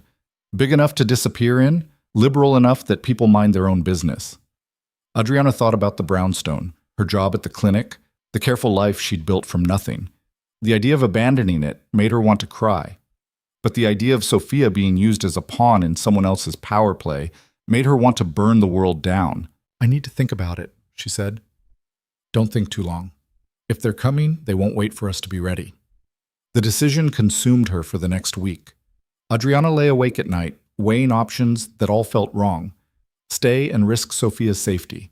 Run and lose everything she'd worked for.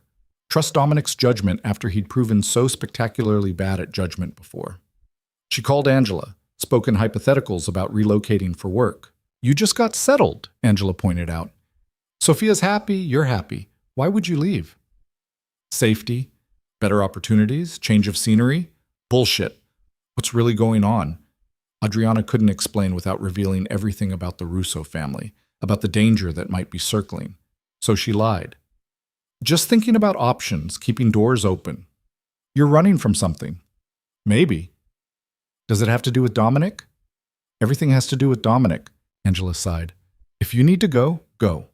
I'll support you, but make sure you're running towards something, not just away." The advice stuck.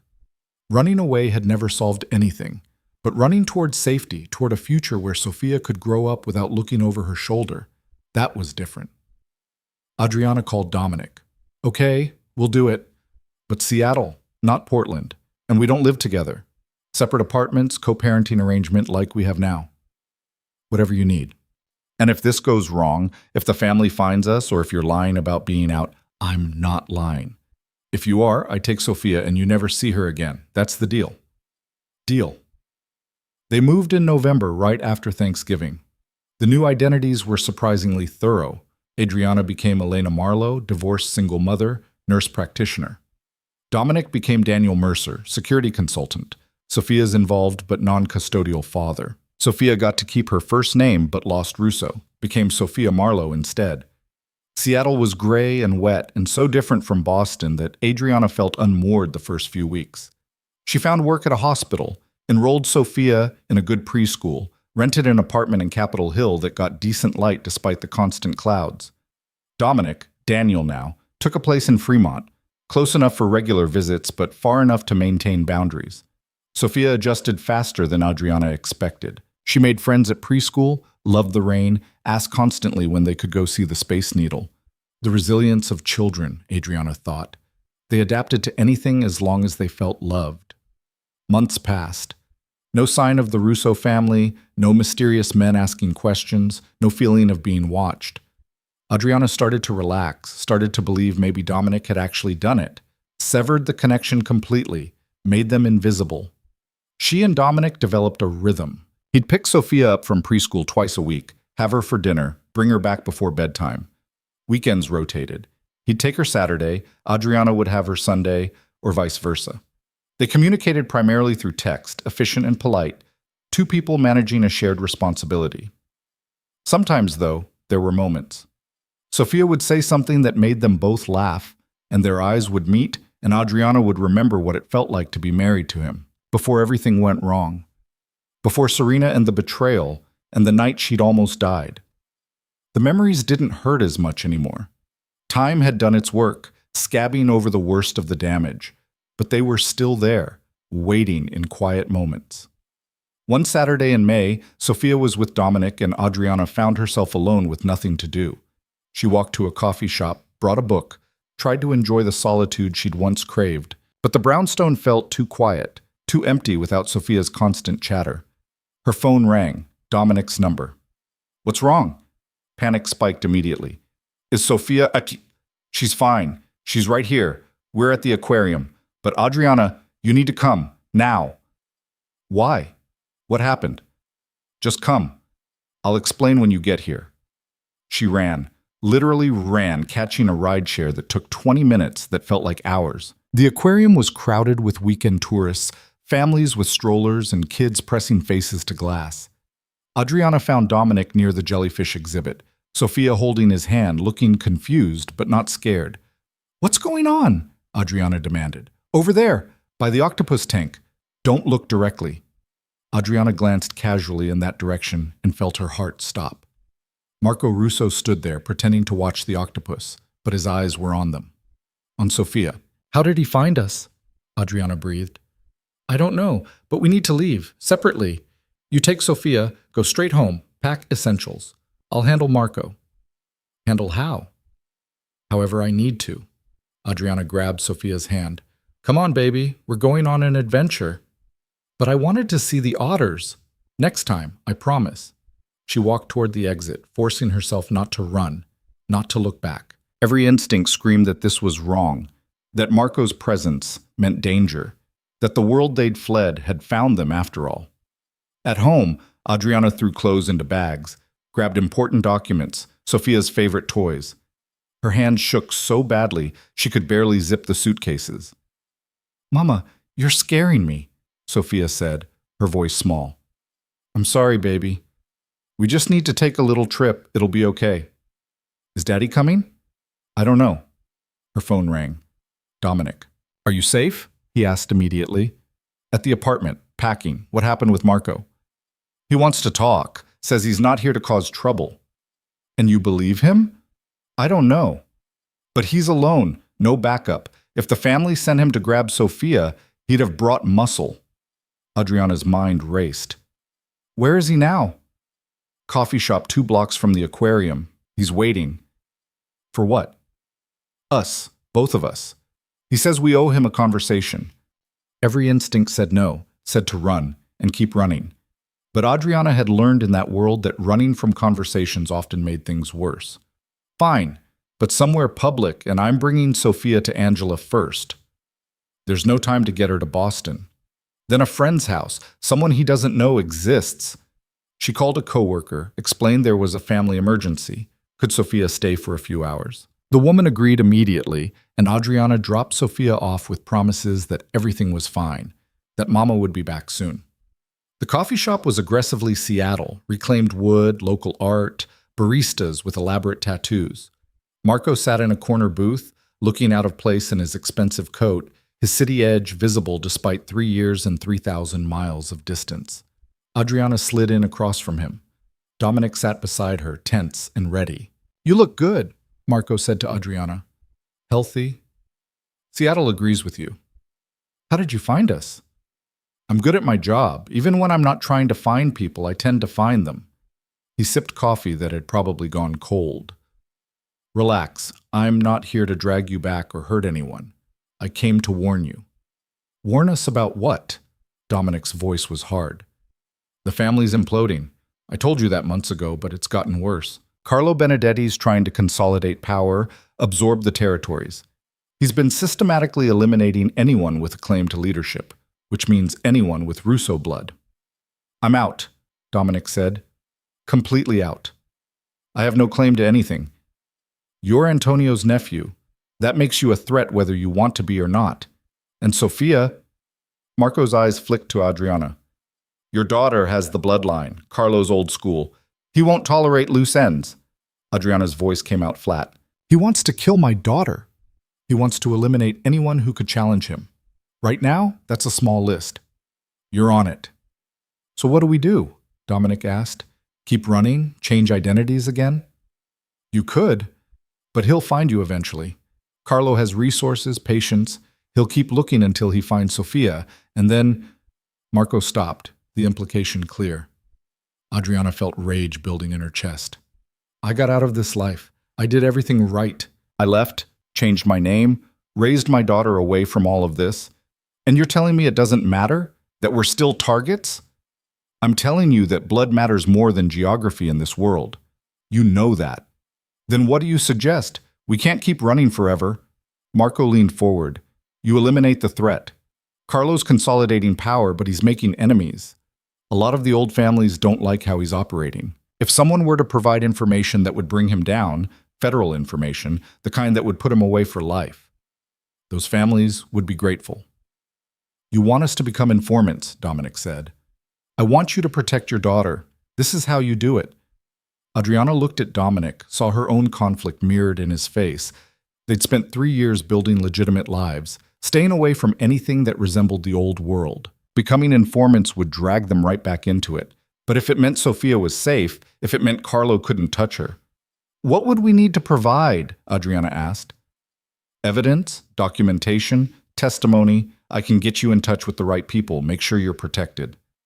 Protected like witness protection? Better, the kind of protection that comes from being so useful that you're untouchable.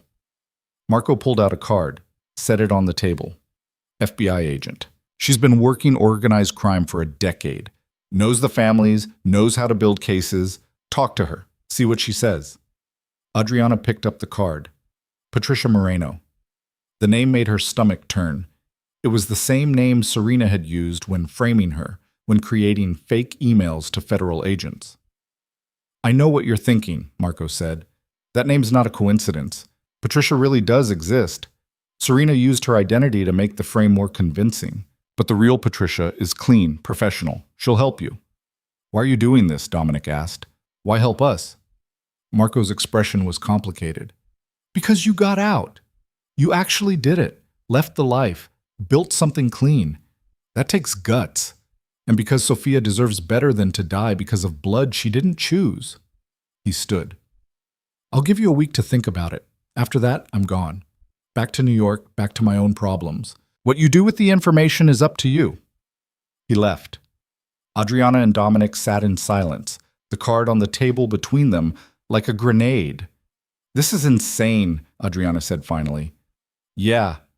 We could run again, new identities, different country this time. And in 5 years, Carlo finds us anyway. Or someone else does. There's always someone else. Adriana knew he was right. Running had bought them time, but it wasn't a permanent solution. Eventually, the past caught up. It always did. If we do this, she said, if we work with the FBI, we have to be smart. Get immunity for anything we might know, make sure we're protected, that Sophia's protected. Agreed. And after, if it works, if Carlo goes down, we're done. No more family business, no more contacts.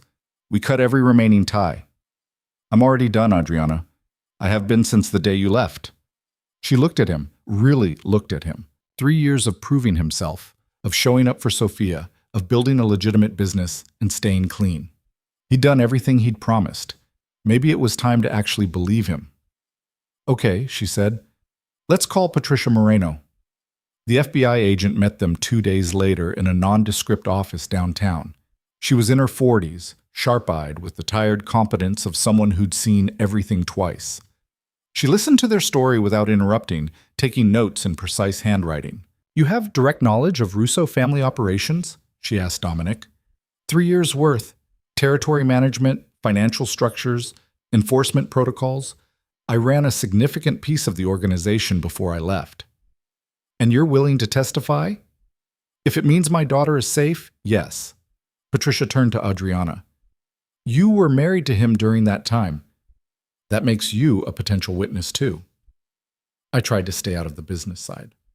But you saw things, heard things, attended family meetings.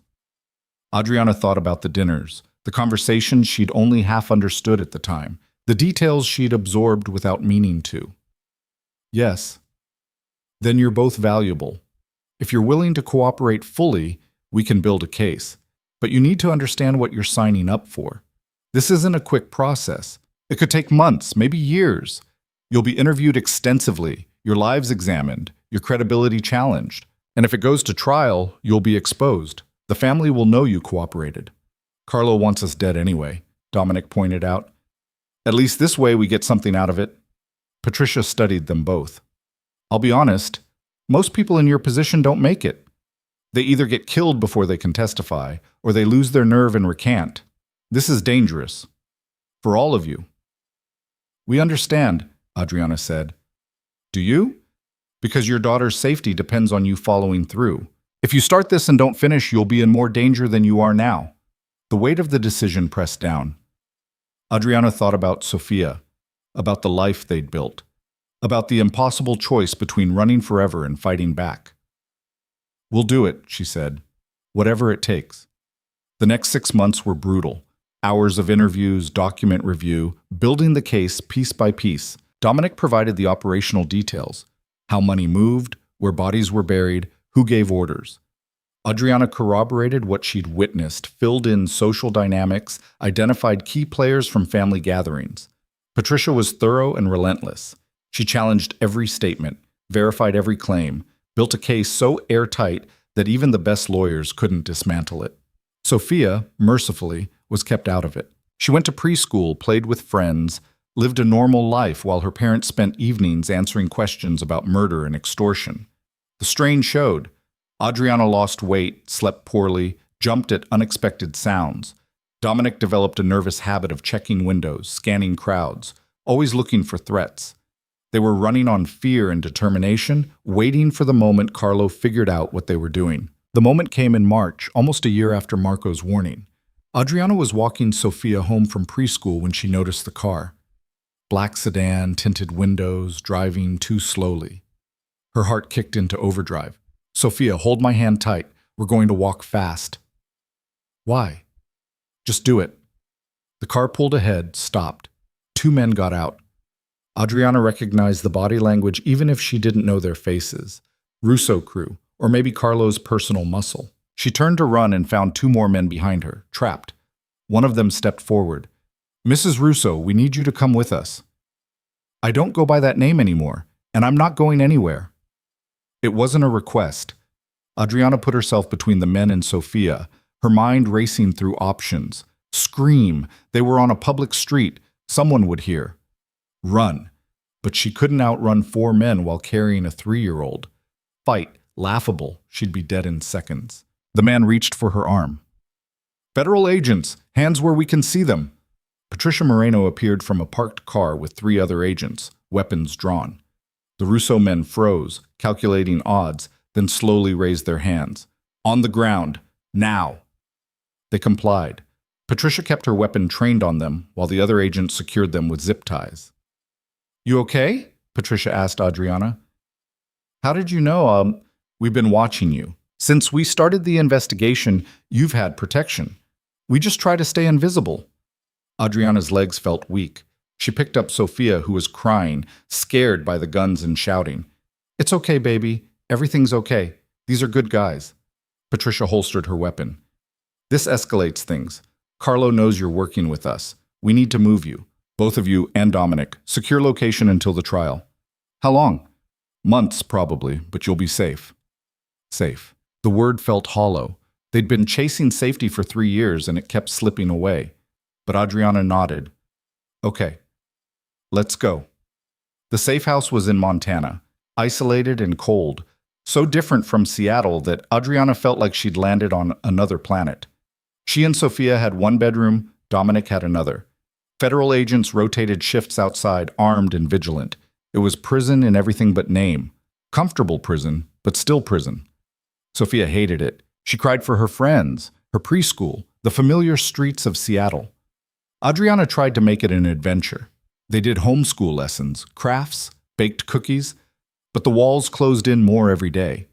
Dominic threw himself into trial preparation, spending hours reviewing testimony with Patricia and the prosecution team. His testimony would be the backbone of the case, detailed, specific, damning. At night, after Sophia slept, Adriana and Dominic would sit in the kitchen, too wired to sleep themselves. I'm sorry, he said one night, for all of this. If I'd never... Don't! Adriana was too tired for apologies. What's done is done. We just need to survive this. After the trial, If we win, we could actually be free, really free. No looking over our shoulders, no running. If we win, that's a big if. We'll win. The case is solid. Cases fall apart. Witnesses recant. Juries get bought. Adriana rubbed her eyes. I won't believe we're safe until Carlo's actually in prison and we're somewhere he can't touch us. Dominic reached across the table, stopped just short of touching her hand. Can I ask you something? What? If this works, if we get through the trial and Carlo goes away and we're actually safe, would you consider trying again? Us, I mean, as a family. Adriana pulled her hand back. Dominic, I know I don't deserve it. No, too much has happened. But these past 3 years, watching you with Sophia, seeing the life you built, I can't stop thinking about what we could have if we tried again. We tried. It ended with you cheating and me almost dying. I was different then, younger, stupider, so focused on being what I thought I needed to be that I destroyed what actually mattered. And you think 3 years fixes that? No, but 3 years of showing up, of being present, of choosing you and Sophia every single day, that has to count for something. Adriana looked at him across the table, this man who'd broken her heart and saved her life in equal measure. Part of her wanted to believe they could rebuild what they'd lost, but the scar tissue was still there, thick and permanent. Ask me after the trial, she said finally. If we're still alive, if Carlo's in prison, if we actually get to have normal lives, ask me then. That's not a no. It's not a yes either. But it was more than she'd given him in 3 years, and they both knew it. The trial started in September. Adriana and Dominic were kept in Montana while their videotape depositions were played for the jury. They watched coverage on news channels, saw reporters discussing the case, saw Carlo being led into the courthouse in chains. The prosecution built its case methodically. Financial records, testimony from other witnesses, the mountain of evidence Dominic had provided. Carlo's lawyers fought hard, tried to discredit witnesses, poke holes in the timeline, but Patricia had been thorough. Every attack was anticipated, every weakness reinforced.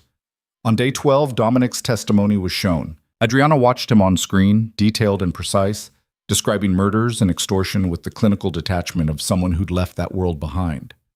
The jury listened, rapt. Carlo's lawyer cross-examined aggressively, trying to paint Dominic as unreliable, motivated by revenge. But Dominic stayed calm, consistent, unshakable. 3 weeks into the trial, the defense rested. Closing arguments took 2 days. Then the jury deliberated. Adriana spent 4 days in agonizing limbo, unable to sleep or eat, watching Sophia play while terror gnawed at her insides. If the jury acquitted, Carlo would come for them. Patricia had made that clear. Their only safety was in his conviction. On the afternoon of the 4th day, Patricia called. We have a verdict. Adriana's hand shook so badly she almost dropped the phone. And? Guilty. All counts. Carlo Benedetti is going to prison for the rest of his life. The relief was so overwhelming Adriana couldn't breathe. She sat down hard, tears streaming down her face, unable to speak. You're safe now, Patricia said. It's over. Over. After 3 years of running, 6 months of testimony, weeks of waiting, it was actually over. Dominic came into the room, saw her face, understood immediately. We won? We won. He pulled her into his arms, and she let him, let herself collapse against his chest and cry like she hadn't cried since the night she'd left New York. Dominic held her, and for the first time in 3 years, Adriana let herself believe they might actually survive this. They stayed in Montana for another month while the FBI wrapped up remaining cases against other family members. The Russo organization was effectively dismantled, its leadership dead or imprisoned, its territories absorbed by rivals. The world Adriana had escaped from no longer existed in any meaningful form. When they were finally cleared to leave, Patricia offered witness protection, new identities, relocation assistance, the full package. Thanks, Adriana said, but I think we've had enough of running. You're sure? There could still be people who want revenge. There's always someone who wants revenge, but we can't live our lives hiding forever. They went back to Seattle. Adriana returned to her job at the hospital, enrolled Sophia back in preschool, reclaimed the life they'd paused. It felt surreal at first, doing normal things like grocery shopping without looking over her shoulder. But gradually, she learned to trust it. Dominic stayed in Seattle too, close but not intrusive. He and Adriana developed a new rhythm. Dinner together once a week, all three of them, casual and low pressure. They talked about Sophia's development, shared stories from work, slowly rebuilt a friendship from the ruins of their marriage. One night, 3 months after the trial, Sophia fell asleep on the couch between them during a movie. Dominic carried her to bed while Adriana cleaned up dinner dishes. When he came back, he stood in the kitchen doorway. "You told me to ask again after the trial." Adriana's hand stilled in the dishwater. "I did. So I'm asking. Can we try again? Real try, not just co-parenting. See if we can build something from what's left." She turned to face him. "Why? What's different now?" "Everything. We're different. I've spent 3 years proving I can be the man you needed me to be. You've spent 3 years building a life that doesn't need me. We're not the broken people we were when this started. You hurt me, Dominic, destroyed my trust, and nearly got me killed. Those aren't things you just move past." "I know, but you forgave me. You said so yourself, before you left for Boston." "Forgiveness isn't the same as reconciliation." "I know that too, but maybe—" He stepped closer. "Maybe it's a start. Maybe we take it slow, see where it goes. No pressure, no expectations. Just two people who love their daughter trying to figure out if they can love each other again." Adriana looked at him, really looked at him, saw the changes 3 years had wrought, the softness, the patience, the man who'd shown up for his daughter every single time without fail, the man who'd risked everything to keep them safe, who'd testified against his own family to protect them. He'd spent 3 years earning back what he'd destroyed. Maybe that was enough. "Okay," she said quietly. "We can try. But Dominic, if you hurt me again, if you break this trust again, we're done, permanently. No third chances." "I won't. I swear to you, I won't." He kissed her, careful and questioning, and Adriana let herself kiss back. It felt familiar and strange at the same time, the shape of his mouth known, but the context completely different. This wasn't the desperate passion of their early marriage. This was quieter, more fragile, built on ruins, but reaching for something new. When they pulled apart, Dominic rested his forehead against hers. "I love you. I never stopped." "I know, but love isn't enough by itself. You have to choose me every day. Choose us. Choose the quiet life over the excitement. I choose you. Every day, every time. For the rest of my life, if you'll let me." Adriana didn't answer, just pulled him close again. Words were cheap. She'd learned that the hard way. What mattered was action, consistency, the daily choice to show up and be present. If Dominic could do that, really do it, not just for weeks or months, but for years, then maybe they had a chance. They took it slow. Dominic started staying for breakfast after overnight visits with Sophia, then staying the night itself, sleeping on the couch. Eventually, sleeping in Adriana's bed, though sex came even later, when trust had rebuilt enough to allow that kind of vulnerability. Sophia was delighted. "Are you and Daddy getting married again?" "We're figuring things out, baby, taking it one day at a time." "But you love each other?" Adriana looked at Dominic, who was making pancakes at the stove, wearing an apron Sophia had given him that said "World's Best Dad." He caught her looking and smiled. "Yeah," Adriana said, "we love each other." It wasn't the fairy tale ending. They fought sometimes, old wounds reopening when stress hit. Dominic occasionally slipped into old patterns of control before catching himself. Adriana sometimes pulled away when intimacy felt like too much risk, but they worked through it, talked instead of shutting down, went to therapy, individual and couples, and did the hard work of rebuilding. A year later, Dominic proposed again, not with a diamond or a grand gesture, just a quiet question over dinner while Sophia played in the next room. "Marry me," he said, "not like before. This time we'll both know what we're getting into. This time we'll build it right." Adriana looked at the simple ring he offered, nothing like the expensive stone from their first engagement. This was modest, personal, bought with legitimately earned money from a man who'd proven himself over 4 years of consistency. "Yes," she said, "but we're writing our own vows, and we're doing it small. Just Sophia, Angela, maybe Marco if he's still alive. Whatever you want. They married in October, 5 years after Adriana had left New York, believing she'd never see Dominic again. The ceremony was in their backyard, Seattle's rare sunshine breaking through clouds. Sophia in a flower girl dress she'd picked herself.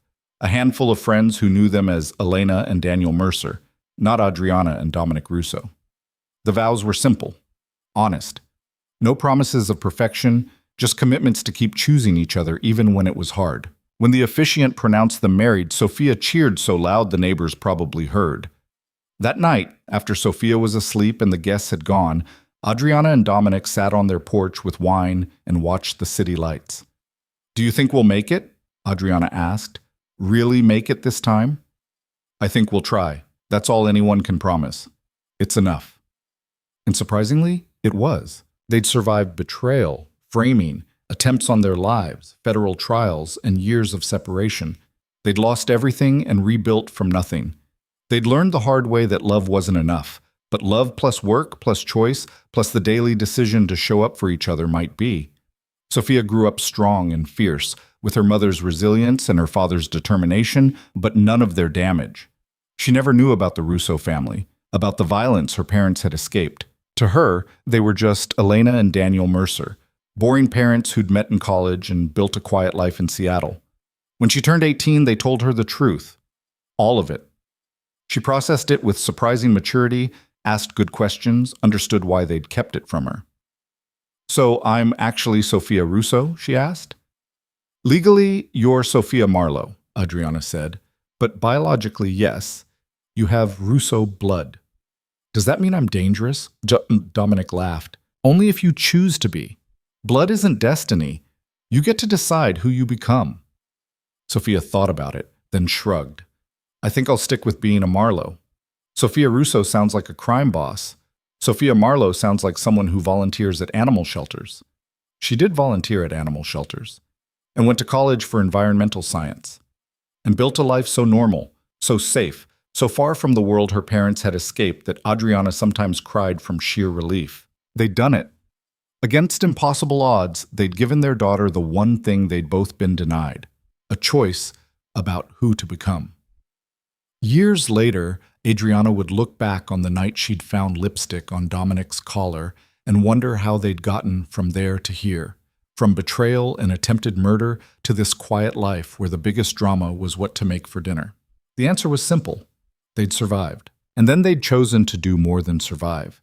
They'd chosen to build something new from the wreckage, something better than what they'd had before. It wasn't perfect. Some days were still hard, but they faced them together, and that made all the difference.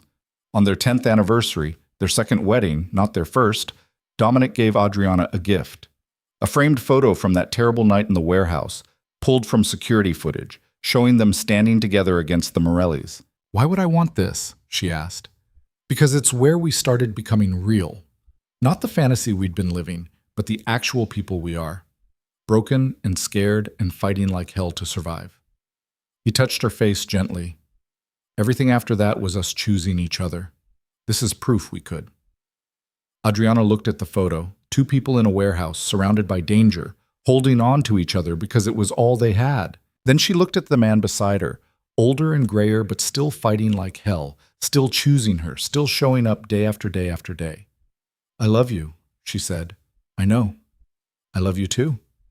And in the brownstone in Seattle where they'd built their second chance, surrounded by the evidence of a life well lived, they kissed like people who'd earned every moment of happiness they'd found. It hadn't been easy. It hadn't been clean, but they'd survived, and that was everything.